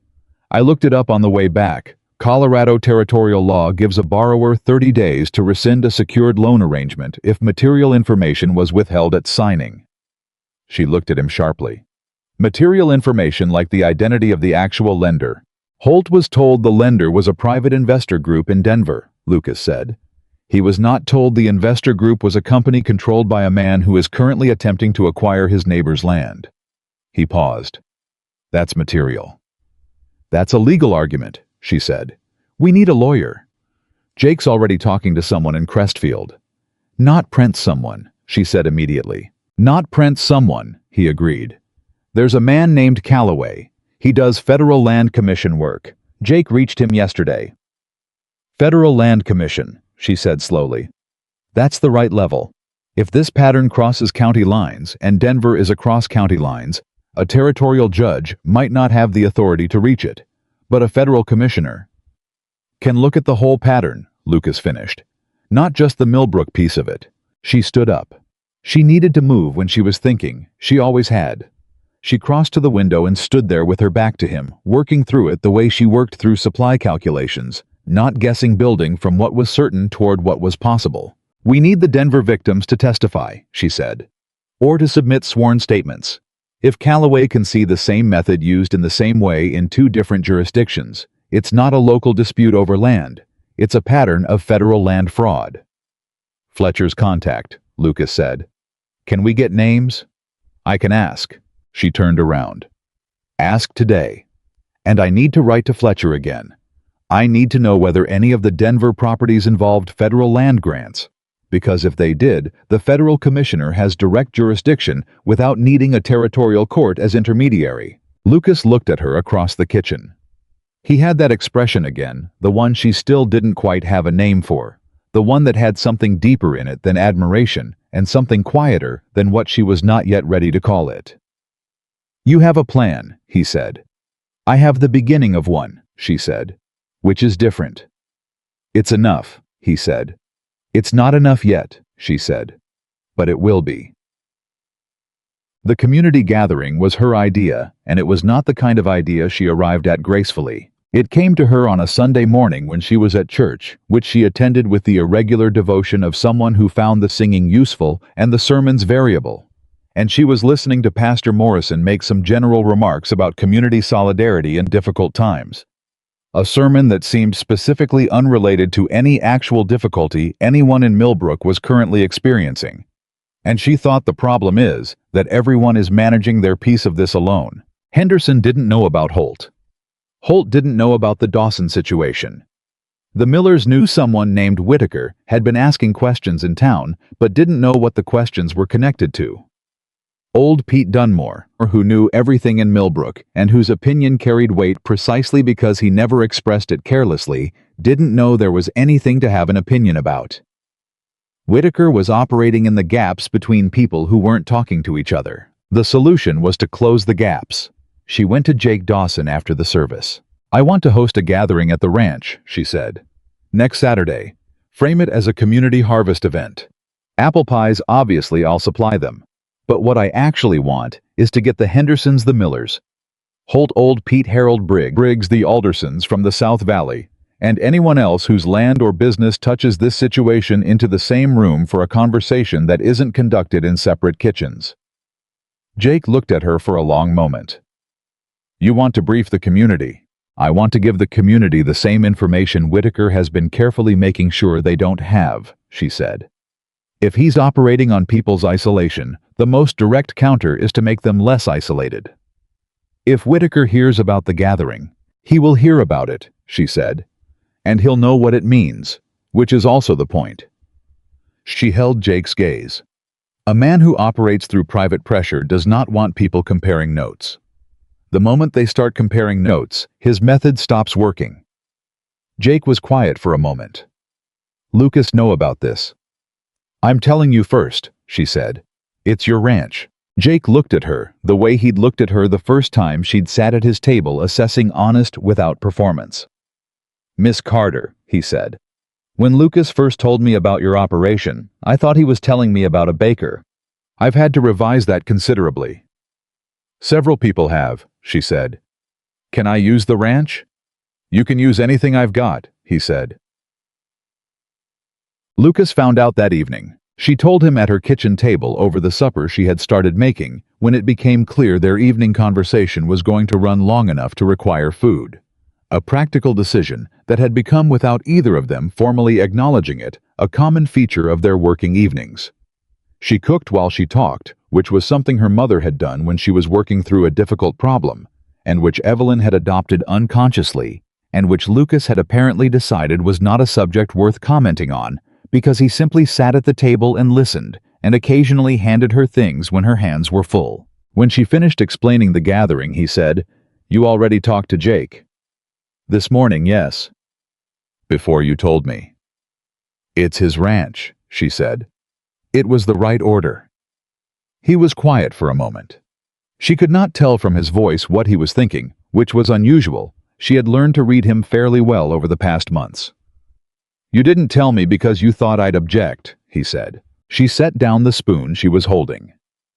I thought you might try to protect me from it, she said carefully. By suggesting the risks. There are risks. I know the risks, she said. I built the plan anyway. That's different from not knowing them. He said nothing for a moment. You're right, he said finally. I would have talked about the risks first, and you would have been right to do it anyway. He looked at her across the table with that directness that she had come to understand was not a performance of honesty, but honesty itself unedited. I keep having to remind myself that you don't need me to keep you safe. You need me to keep up. She looked at him. I need both, she said.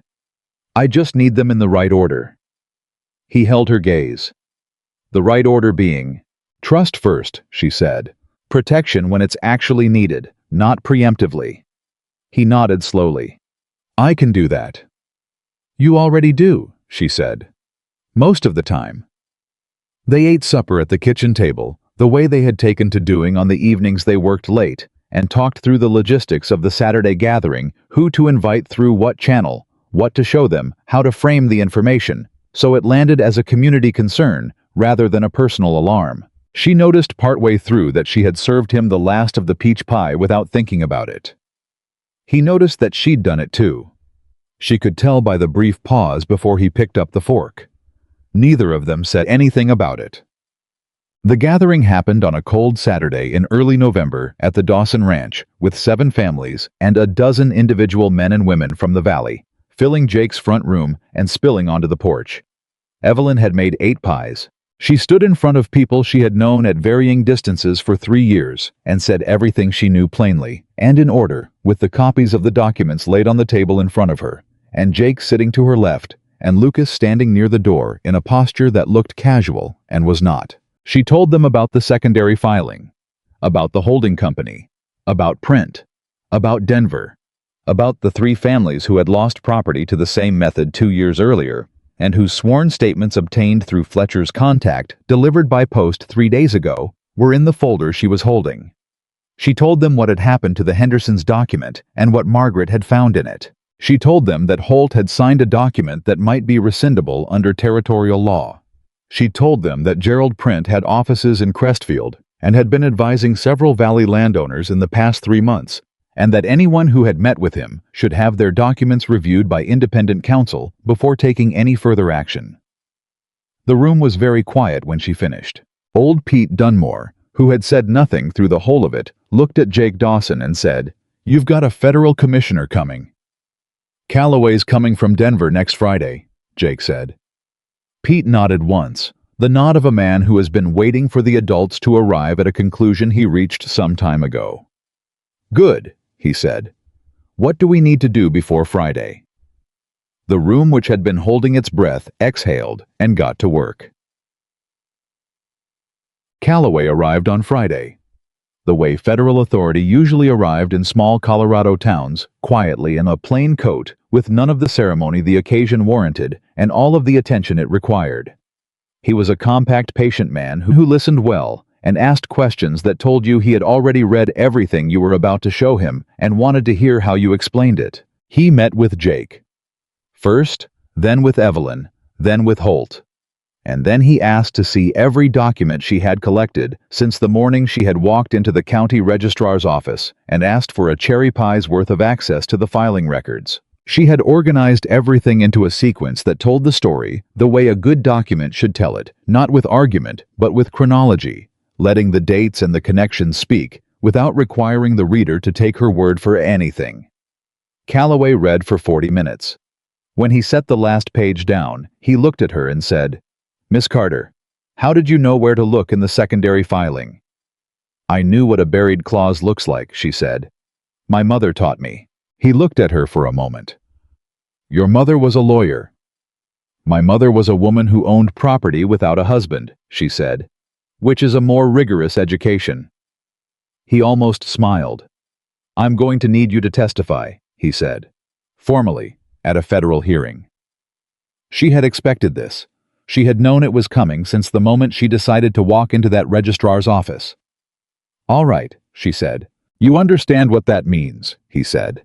"It means Whitaker's lawyers will question everything you've done and said, and every decision you've made in this process." "I know," she said. "Everything I've done is documented. Every document I have is a copy of a public record or a sworn statement from an independent witness. There's nothing to question that isn't already answered in the file." She met his eyes. That was the point. Calloway looked at her for a long moment. "Whitaker is going to come after you personally," he said. "He does that. When someone gets close enough to his method to explain it clearly, he shifts focus. He's going to make the case that this is a business rival trying to undermine a legitimate investor." "Let him," she said. "I'm a 23-year-old woman who bakes pies and delivers them by wagon. If that's the threat he needs to neutralize his case is weaker than he knows." That time Calloway did smile. "I'll need those documents certified by the registrar before the hearing," he said. "Can you arrange that?" "Already done," she said. She pulled the certified copies from the bottom of her file and set them on the table. Calloway looked at them, then at her. "You had those made before I asked for them," he said. "I had them made the same day I found the filing," she said. "I didn't know exactly who would need them. I just knew someone would." The hearing was scheduled for the 3rd week of November in Crestfield before a federal land commission tribunal that had jurisdiction over territorial property disputes with interstate components. In the 10 days between Calloway's visit and the hearing, Charles Whitaker made 3 moves. He formally disputed the Dawson supply contract on the grounds that it contained terms that conflicted with the holding company's right of first offer, a claim that Calloway's office dismissed in 2 days, on the grounds that a right of first offer on a property sale did not extend to the property's commercial arrangements. He filed a formal complaint with the Crestfield Business Registry, suggesting that Evelyn's supply contracts had been obtained through undisclosed personal relationships. A claim that Fletcher answered personally in writing with the original contract terms, and a statement that he would be delighted to repeat under oath. And he sent a man to speak to 2 of Lucas's horse buyers, trying a second time to undermine the horse program's reputation. That was his mistake. Because one of those buyers, a rancher named Dale Whitmore from Pueblo, had been in Denver 2 years earlier when Whitaker's first scheme had collapsed. He had not been a victim himself, but he had known someone who had been, and he had recognized Whitaker's name the moment the man dropped it. He rode to Millbrook in person. He arrived at Dawson Ranch on a Tuesday morning and asked for Lucas Bennett by name, and when Lucas came out he said, "I don't know what that man told you." I said, "But I want you to know that I've already sent a letter to the Federal Land Commission in Denver, telling them I saw this same pattern in 1881, and I will say so in front of any authority that asks." Lucas looked at him for a moment. "Come inside," he said. "I want you to meet someone." He brought Whitmore to Evelyn's kitchen that same afternoon, which was where most of the real work of the past month had happened, and which felt by that point like the appropriate location. Whitmore sat across the table and told his Denver account in detail, and Evelyn wrote it down in the careful, organized way she had developed over the past weeks. Not transcription, but documentation. The shape of what mattered and why it mattered, and how it connected to what she already knew. When he finished, she set her pen down. "Would you testify?" she asked. "Already wrote to Calloway," Whitmore said. "I'll come to Crestfield." She looked at him. "Why you weren't a victim? You don't have anything at stake here." Whitmore looked at her steadily. He was a big, weathered man with the particular directness of someone who had been asked that question before and had a real answer for it. "Because I watched it happen in Denver, and I said to myself that if someone had warned those families earlier, they'd have had a chance. Nobody warned them. I knew something, and I said nothing, and those people lost their homes." He paused. "I'm not going to be the same kind of quiet twice." The kitchen was very still. Lucas, standing by the door, said nothing. But Evelyn saw his jaw tighten, saw the way Whitmore's words landed in him, because they were words about exactly the thing Lucas feared most, knowing something and not saying it. "Thank you," she said to Whitmore. "And she meant it the way you mean something that has more weight than its words can carry." Whitmore left an hour later with Calloway's address in his pocket and Evelyn's certified document copies in his bag, because he wanted to review them before the hearing, and she trusted him with them completely, which was a trust built in an afternoon on nothing more solid than the way a man talked about what he should have done differently. Sometimes that was enough. Sometimes that was everything. When he was gone, the kitchen went quiet. In the way it went quiet when something significant had just shifted, and both people in the room knew it, but neither had yet found the words. Lucas crossed to the table and sat down across from her, the way he always sat, directly, without the sideways approach of someone uncertain of their welcome. "It's going to be enough," he said, "for the hearing. Whitmore, the Denver statements, the documents, Fletcher, it's going to be enough." "I think so too," she said. "You built that," he said. "Every piece of it. The registrar's office, the certified copies, the contacts through Fletcher, the community gathering." He stopped. "You built a legal case without a law degree, and without any of the institutional backing that's supposed to be required for something like this." "I built it with a lot of help," she said. "No," he said. "I helped. The help is not the same as what you built." She looked at him across the table. In the November light in the kitchen that had been the headquarters of everything that had happened in the past month, she looked at Lucas Bennett, and she understood something that had been available to her for a long time, and that she had been carefully not picking up, because picking it up meant changing the shape of her life in a way that frightened her. Not because she didn't want it, because she did. "Lucas," she said. "I know," he said, quietly, directly, the way he said everything that mattered. "I'm not finished with what I'm building," she said. "The business, my own thing. I can't be someone who sets that down." "I know that," he said. "I've never wanted you to set it down." He held her eyes. "I've been watching you build it. That's not separate from who you are. That is who you are." She was quiet for a moment. "I'm afraid," she said. It was the most honest thing she had said to him yet, and it cost her something to say it, and he knew that she could tell by the way he didn't rush to reassure her. "So am I," he said. "Of what?" "Of not saying this clearly enough," he said. "Of leaving you uncertain about something I'm certain about." He leaned forward slightly, his hands on the table, his eyes level with hers. "I love you, Evelyn. I've known it since the morning you signed that kitchen table contract and told me to put everything in writing. Maybe before." He paused. "I'm not asking you to change anything you're building. I'm asking if I can be part of it." The kitchen held its breath. Outside, the November wind moved through Millbrook the way it always did, indifferent to the particular significance of particular moments, which Evelyn had always found oddly comforting. "You already are," she said. "You have been for months." He looked at her. "Then let's stop pretending that's all it is," she said. He reached across the table and covered her hand with his. Not a dramatic gesture, not a performance, just the simple, deliberate warmth of a man who had been waiting patiently for the right moment and knew with the same certainty he brought to everything that this was it. She turned her hand over and held his. Outside, November kept moving. The pies were cooling on the sill. Somewhere down the valley, a federal hearing was 12 days away, and a scheme was about to be taken apart, piece by piece, in front of an authority that had the power to name what it was. But right now, in this kitchen, with his hand in hers, and the lamp burning low, and everything still to come ahead of them, like a road. They had not yet walked, but could finally clearly see. Right now was enough. More than enough. It was everything. The federal hearing was scheduled for a Tuesday. On Monday night, Evelyn did not sleep. Not because she was afraid of the hearing itself. She had been over every document so many times that she could have recited the secondary filing clause from memory in her sleep, and she trusted Calloway's preparation and Whitmore's testimony and the simple, stubborn weight of what the paper trail said.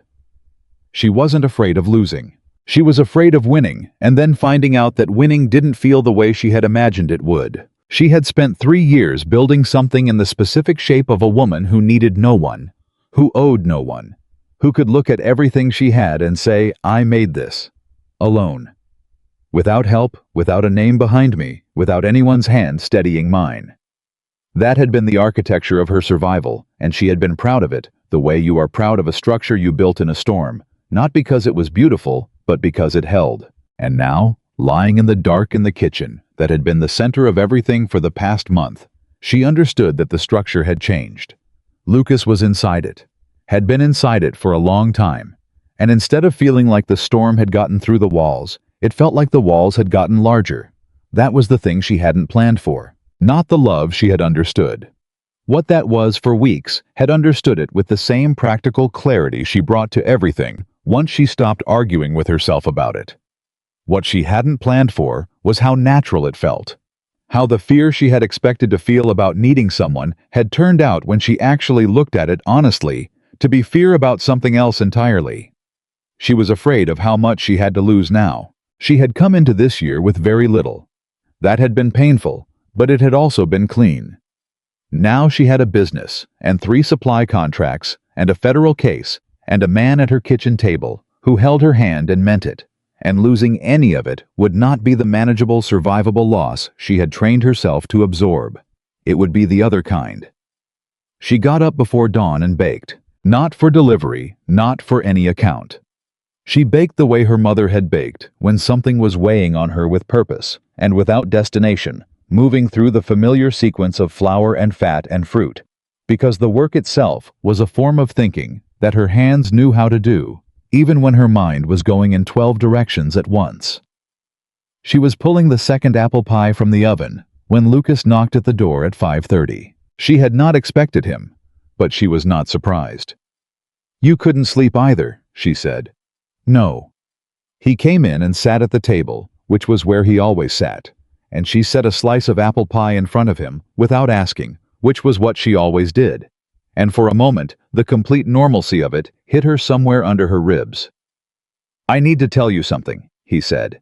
She sat down across from him. "Tell me." "Last night Jake asked me formally to take on full management of the horse program," he said. "Not just oversight. Full partnership. Partial ownership stake tied to performance over 3 years." He looked at her steadily. "If the hearing goes the way we expect, Jake wants to expand the Eastern operation. He wants someone he trusts running the whole program, not just the training end." She looked at him. "That's what you've been working toward. Yes, he said. It's what I've been working toward since I came to Millbrook. He paused. I told him I needed to talk to you first. Why, it's your decision. Because it affects where I am and what I'm doing and how much time I have, he said. And those things are not separate from you anymore. He held her eyes. They haven't been separate from you for a while. I just wanted to be honest about the fact that I know that. She looked at him across the table. At the man who had ridden 12 miles to open a door for her before she knew it was there. Who had sat at this table and written letters and read documents and driven delivery wagons, and never once made her feel that any of it was done to obligate her to something she hadn't chosen. Take the partnership, she said. It's exactly what you've earned.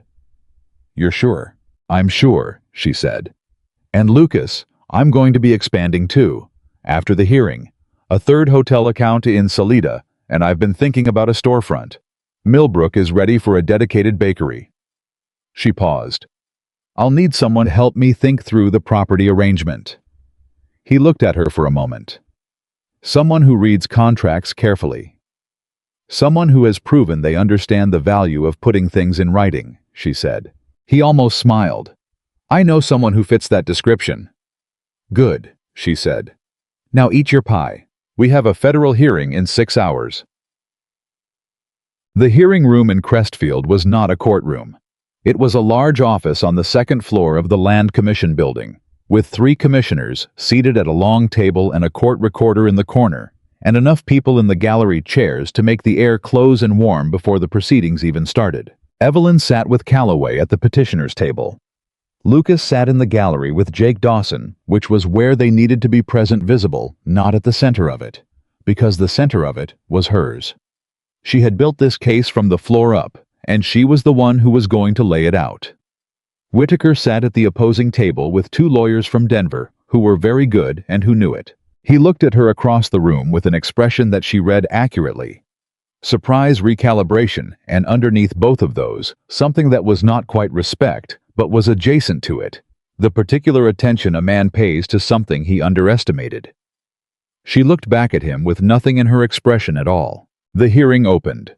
The lead commissioner, a woman named Hargrove, who had the patient authority of someone who had seen every version of this argument and was interested only in what the paper said set the terms, and asked for opening statements. Calloway spoke first and was precise and thorough, laying the framework of what they were claiming.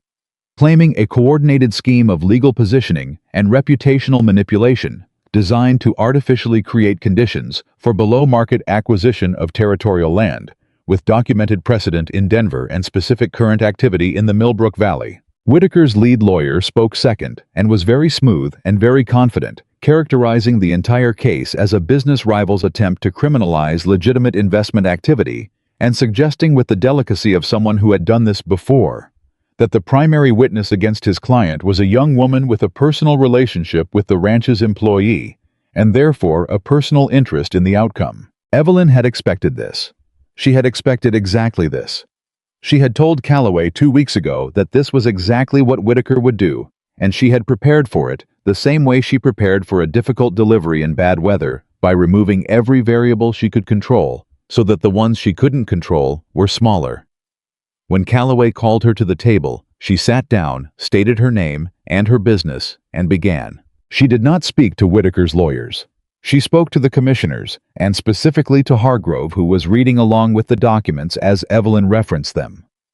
She laid out the timeline from the day she had walked into the county registrar's office in the order in which she had found things, and she did it with the same flat, precise clarity she had used in the community gathering, not arguing, not performing, just showing what the paper said and explaining why it said it. She was on her second document when one of Whitaker's lawyers interrupted with an objection about her qualifications to interpret land records. Hargrove said without looking up from the document she was reading, "She's not interpreting, she's identifying. Continue, Miss Carter." Evelyn continued. When she got to the secondary filing and the right of first offer clause, she walked through it slowly, clause by clause, referencing the specific language, and then the Denver precedent that used identical language in an identical structural position. She put the 2 documents side by side, the Millbrook filing and the Denver one, and let the commissioners read them together. The room was very quiet. Whitaker's lawyer said, "Commissioner, this is a coincidence of standard legal language. Standard language does not appear in a secondary filing accessed through a cross-reference notation that requires knowledge of the cross-reference system to find," Evelyn said without raising her voice. "A borrower reading their own loan documents would never see this clause. It was not in the primary filing. It was accessible only to someone who already knew it was there." Hargrove looked at Whitaker's table. "Is that accurate? The clause appears only in the secondary filing." "The loan structure is entirely standard," the lawyer began. "That was a factual question," Hargrove said. A pause. "Yes," the lawyer said. "The clause is in the secondary filing." Hargrove made a note. Evelyn continued. Whitmore testified for 40 minutes. He was not a polished witness. He was a rancher from Pueblo who spoke plainly and got slightly tangled in legal terminology and had to back up twice to correct himself. And it did not matter at all because he was telling the truth. And the truth had a texture that polished testimony often didn't. And Hargrove listened to every word of it with a focused attention that told Evelyn she was hearing what she needed to hear. The Denver sworn statements were entered into the record. Fletcher's written statement was entered. Margaret Henderson's account of the contract clause she had found, read aloud by Calloway, was entered. Holt testified about his loan arrangement and confirmed that he had not been told the identity of the ultimate lender. He was a quiet, straightforward man, and he was clearly embarrassed, not at being deceived, but at not having looked more carefully. Evelyn had told him before the hearing that he had nothing to be ashamed of, that the method worked because it was designed to work on reasonable, trusting people, and that his willingness to testify was the thing that mattered now. He had nodded and said he understood. On the stand, his embarrassment came through, and it was more effective than any rehearsed statement because it was real. Gerald Print did not appear. He had left Crestfield 4 days earlier, according to his office for reasons his assistant declined to specify. His absence was noted formally in the record, which Calloway told Evelyn afterward was almost better than his presence would have been. Whitaker's lawyers fought for 3 hours. They were thorough and technically skilled, and they raised every argument that could be raised, and several that could only barely be raised, and Hargrove listened to all of it with the same patient, focused attention, and asked questions that were very specific and very difficult to answer without either admitting what the documents showed or contradicting themselves. At the end of the 3rd hour, Hargrove called a recess. Evelyn walked out of the hearing room and stood in the corridor and breathed. Lucas was beside her in 30 seconds. He didn't say anything, just stood there close enough that she could feel the steadiness of him, which was what she needed and which he understood without being told. "How are you?" he asked after a moment. "I think it went well," she said. "I won't know until she comes back." "It went well," Jake said from her other side.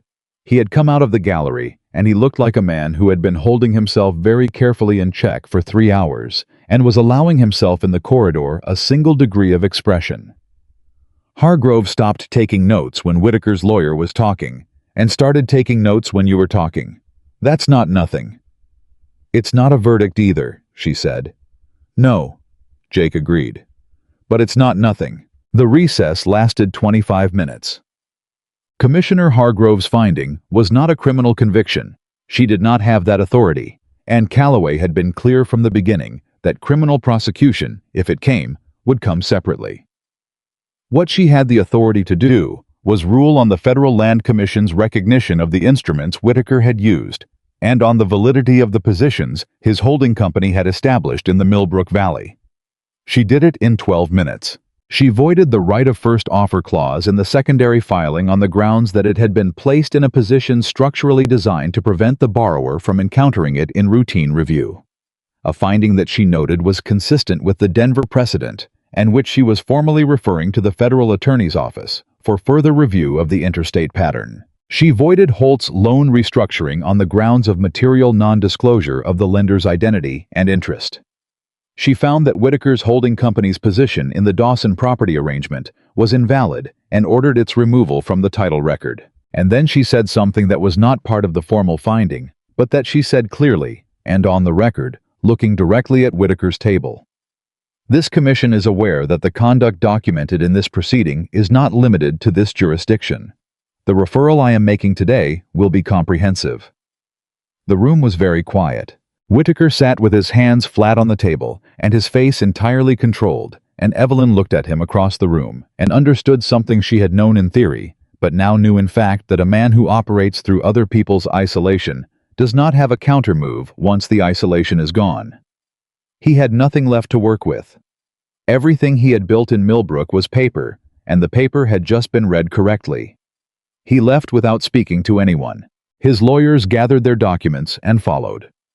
Hargrove signed the order, handed copies to Calloway, and moved on to her next case, with the efficiency of someone for whom justice was a workday. Jake Dawson let out a breath that sounded like a man who had been holding it for 6 weeks. Whitmore shook Calloway's hand, and then Evelyn's, and said, "My friend in Denver is going to want to hear about this." "Give him my address," she said, "and tell him to write." Calloway gathered his files and told her she had been an exceptional witness, and that the referral to the federal attorney would likely result in a broader investigation that could take a year or more, but that the foundation she had laid was solid. "The foundation was already there," she said. "I just organized it." "That's not a small thing," he said. "That's the whole thing." They rode back to Millbrook in Jake's wagon. The 4 of them, Jake and Whitmore in the front, Evelyn and Lucas in the back, and the ride was mostly quiet, in the way that follows something large. The silence of people who have been at full tension for a long time and are only now beginning to let it down. Somewhere on the road between Crestfield and Millbrook, Lucas said quietly, "It's over."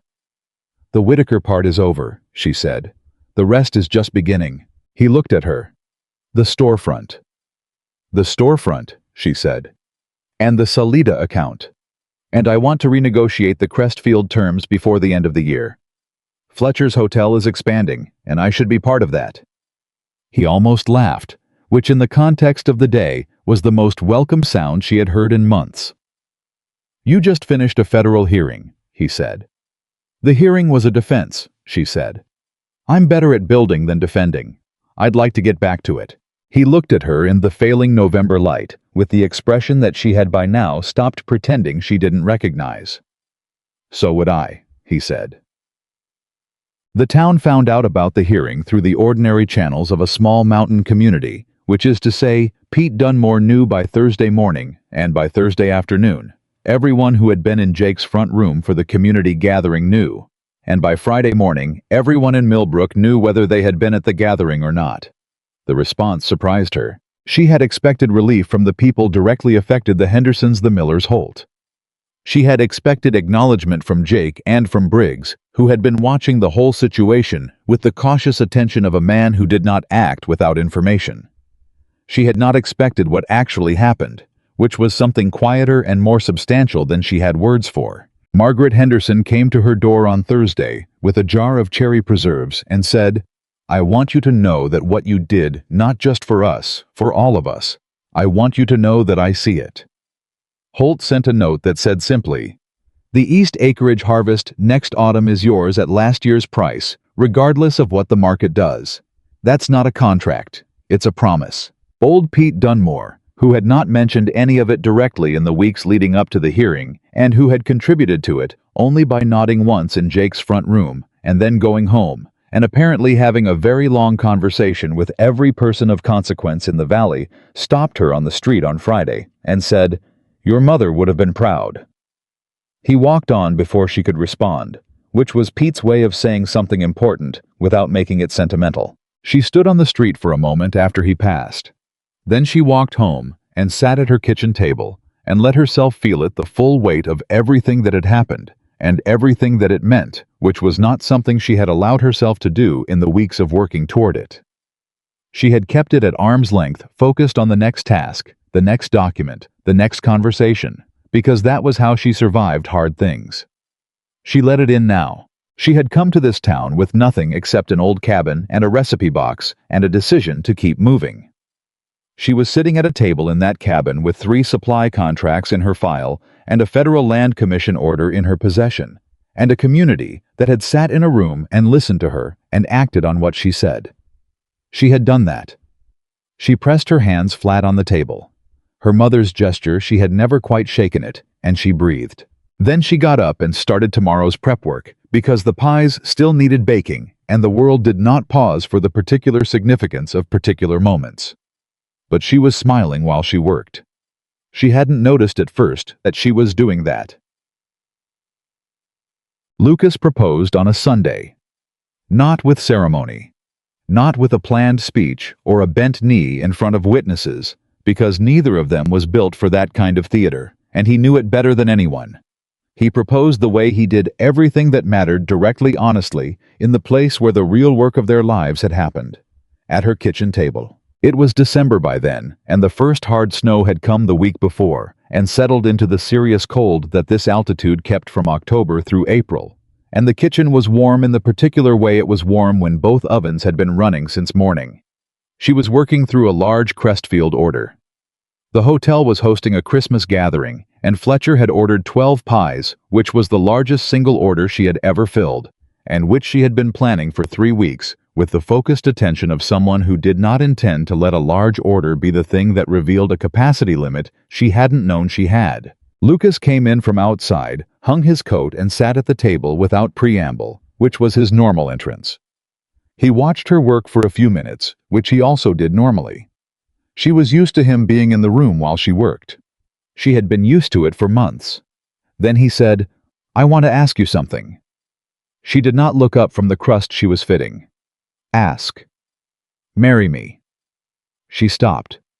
She set down what she was doing and looked at him. How was looking at her, the way he always looked at things that mattered directly, without evasion, with all of himself in it. Not performing confidence, just being certain. "Lucas," she said. "I know what you're going to say," he said. "That you're not done building. That you need to keep what's yours. That you're not interested in standing behind anyone." He held her gaze. "I'm not asking you to stand behind me. I'd have to be a different man than I am to want that, and you'd have to be a different woman than you are to do it." He paused. "I'm asking if you want to stand beside me. For the rest of it. All the parts we haven't built yet." She looked at him for a long moment. "Everything stays in my name," she said. "The business, the contracts, the storefront when I open it. Everything I've built stays mine." "Yes," he said, without hesitation. "I wouldn't have it any other way." "We write the terms," she said. "Everything clear, everything fair. I already talked to a lawyer about a partnership agreement that protects both our holdings separately," he said. "She's in Denver, not Prent." The briefest near smile. "She comes highly recommended by Calloway's office." She stared at him. "You talked to a lawyer before you asked me. I wanted to be able to say yes to whatever terms you needed," he said. "I didn't want to ask you and then have you wait while I arranged the details."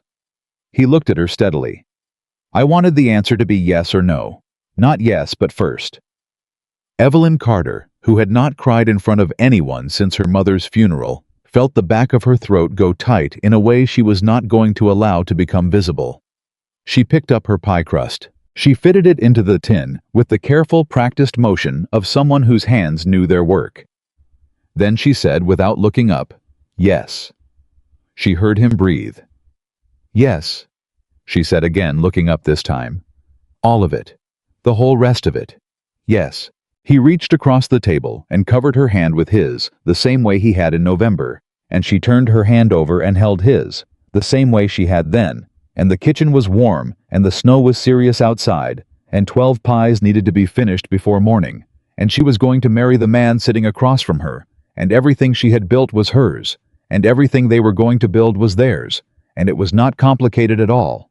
It was the simplest thing in the world. Chag. They were married in February, in the church in Millbrook, in a ceremony that was simple and attended by everyone, which in a town of Millbrook's size meant that the simple ceremony was also a full community event, because there was no such thing as a private wedding in a place where Pete Dunmore knew everything before it happened. Margaret Henderson made the flowers. Jake Dawson served as witness. Harold Briggs, who told her gruffly the morning before that she was the best business decision his store had ever made, and that he expected her to keep supplying him even after she opened her own storefront. sat in the front row, and wiped his eyes once with the cuff of his coat when he thought no one was watching. Fletcher sent a letter that arrived the day before, which she read at the kitchen table the morning of her wedding, because she had been up since 4, baking the wedding pies, 2 apple 1, cherry 1 peach, because those were the ones that had started everything, and she was not going to let symbolism go to waste. The letter said, "A woman who reads a contract as carefully as you do, and bakes as well as you do, is going to be unstoppable. Congratulations to you both. The Salida account is confirmed for April."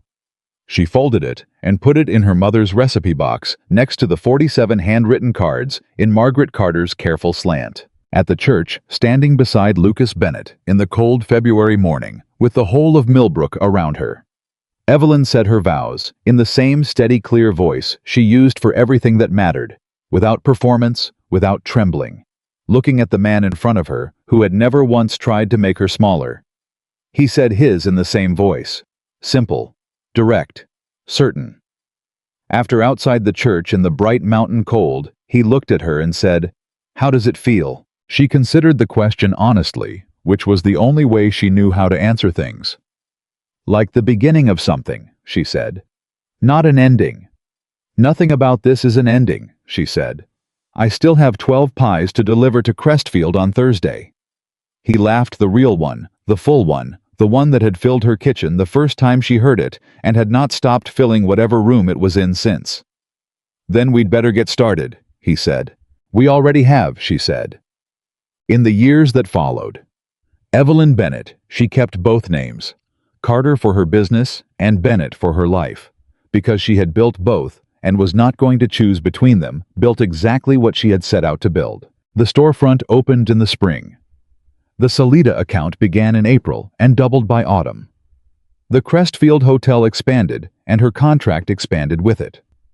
The Holt Orchard East Acreage Harvest became an annual arrangement honored every year at the price Holt had promised, because that was the kind of man he was, and the kind of agreement that did not require a contract to hold. Lucas ran the Dawson horse program with the methodical, patient precision of someone who understood that the best things are built slowly and maintained carefully. Within 3 years, the program had buyers from 4 territories. Within 5, he had purchased a partial stake in the operation exactly as Jake had offered, and the partnership was as solid and clearly documented as anything Evelyn had ever signed. The federal attorney's investigation into Whitaker's method took 14 months and resulted in a formal fraud finding that reached across 3 jurisdictions. Gerald Prent, the lawyer who had embedded himself in Millbrook's Valley as Whitaker's advance man, surrendered his license. Whitaker himself left Colorado and was heard of occasionally in the years following, always in connection with some new arrangement in some new territory. But the comprehensive referral Hargrove had made had left a long shadow, and the federal record followed him. The Denver families did not get their properties back. That was the part that stayed with Evelyn longest, that the mechanism of justice, once properly engaged, could stop the next thing from happening, but could not undo what had already been done. She thought about that when the storefront was busy, and the morning deliveries were running, and everything she had built was exactly what she had planned, and the injustice of it sat in her. The way some things sit, not making her bitter, but making her honest about what winning actually meant and what it didn't. It meant Millbrook was protected. It meant the Hendersons still had their orchard, and Holt still had his east acreage, and Jake Dawson still had the eastern pasture that Whitaker had surrounded from 3 sides and lost. It meant that a young woman in a cabin with a recipe box had looked at a buried clause in a secondary filing and known what it was and not been afraid to say so. That was what it meant. It was enough. There was an evening many years later when Evelyn was closing up the storefront after a long Tuesday, and Lucas came in from the ranch with the particular tired satisfaction of a man who has done a good day's work and knows it, and he sat at the work table while she counted the day's ledger, and after a while he said, "I came into Briggs's store one morning in July looking for dried figs." She did not look up from the ledger. "I know. And cherry pie, apparently." "Apparently. And I found—" He paused. She set down her pen and looked at him. "And I found my whole life," he said, simply, directly, in the voice that had never learned to be anything other than honest. She looked at him across the work table of the store she had built in the town she had stayed in when leaving. Would have been easier with the ledger open between them that proved in the plain language of numbers everything she had made out of nothing. The pie was good, she said. The pie was extraordinary, he said. The baker was better, she said, and smiled. He stood and crossed to her and kissed her the way he did everything that mattered, without performance, without hurry, with all of himself in it. Outside Millbrook went about its evening. The mountain cold came down the way it always did, indifferent and beautiful and permanent. Somewhere a horse moved in the Dawson stable. Somewhere a cherry tree in Holt's East acreage stood in the last winter frost, already carrying the first tight bud of next season's promise. And in a storefront on Millbrook's Main Street, a woman who had once survived on nothing more than her mother's recipes and a decision to keep moving, closed her ledger, took her husband's hand, and walked home. She had not been rescued. She had not been saved. She had built every single thing she had with her own hands on her own terms, and she had done it alongside a man who understood that loving someone means making them larger, not smaller. That was her story. That was their story. And it was not finished yet. It would not be finished for a very long time.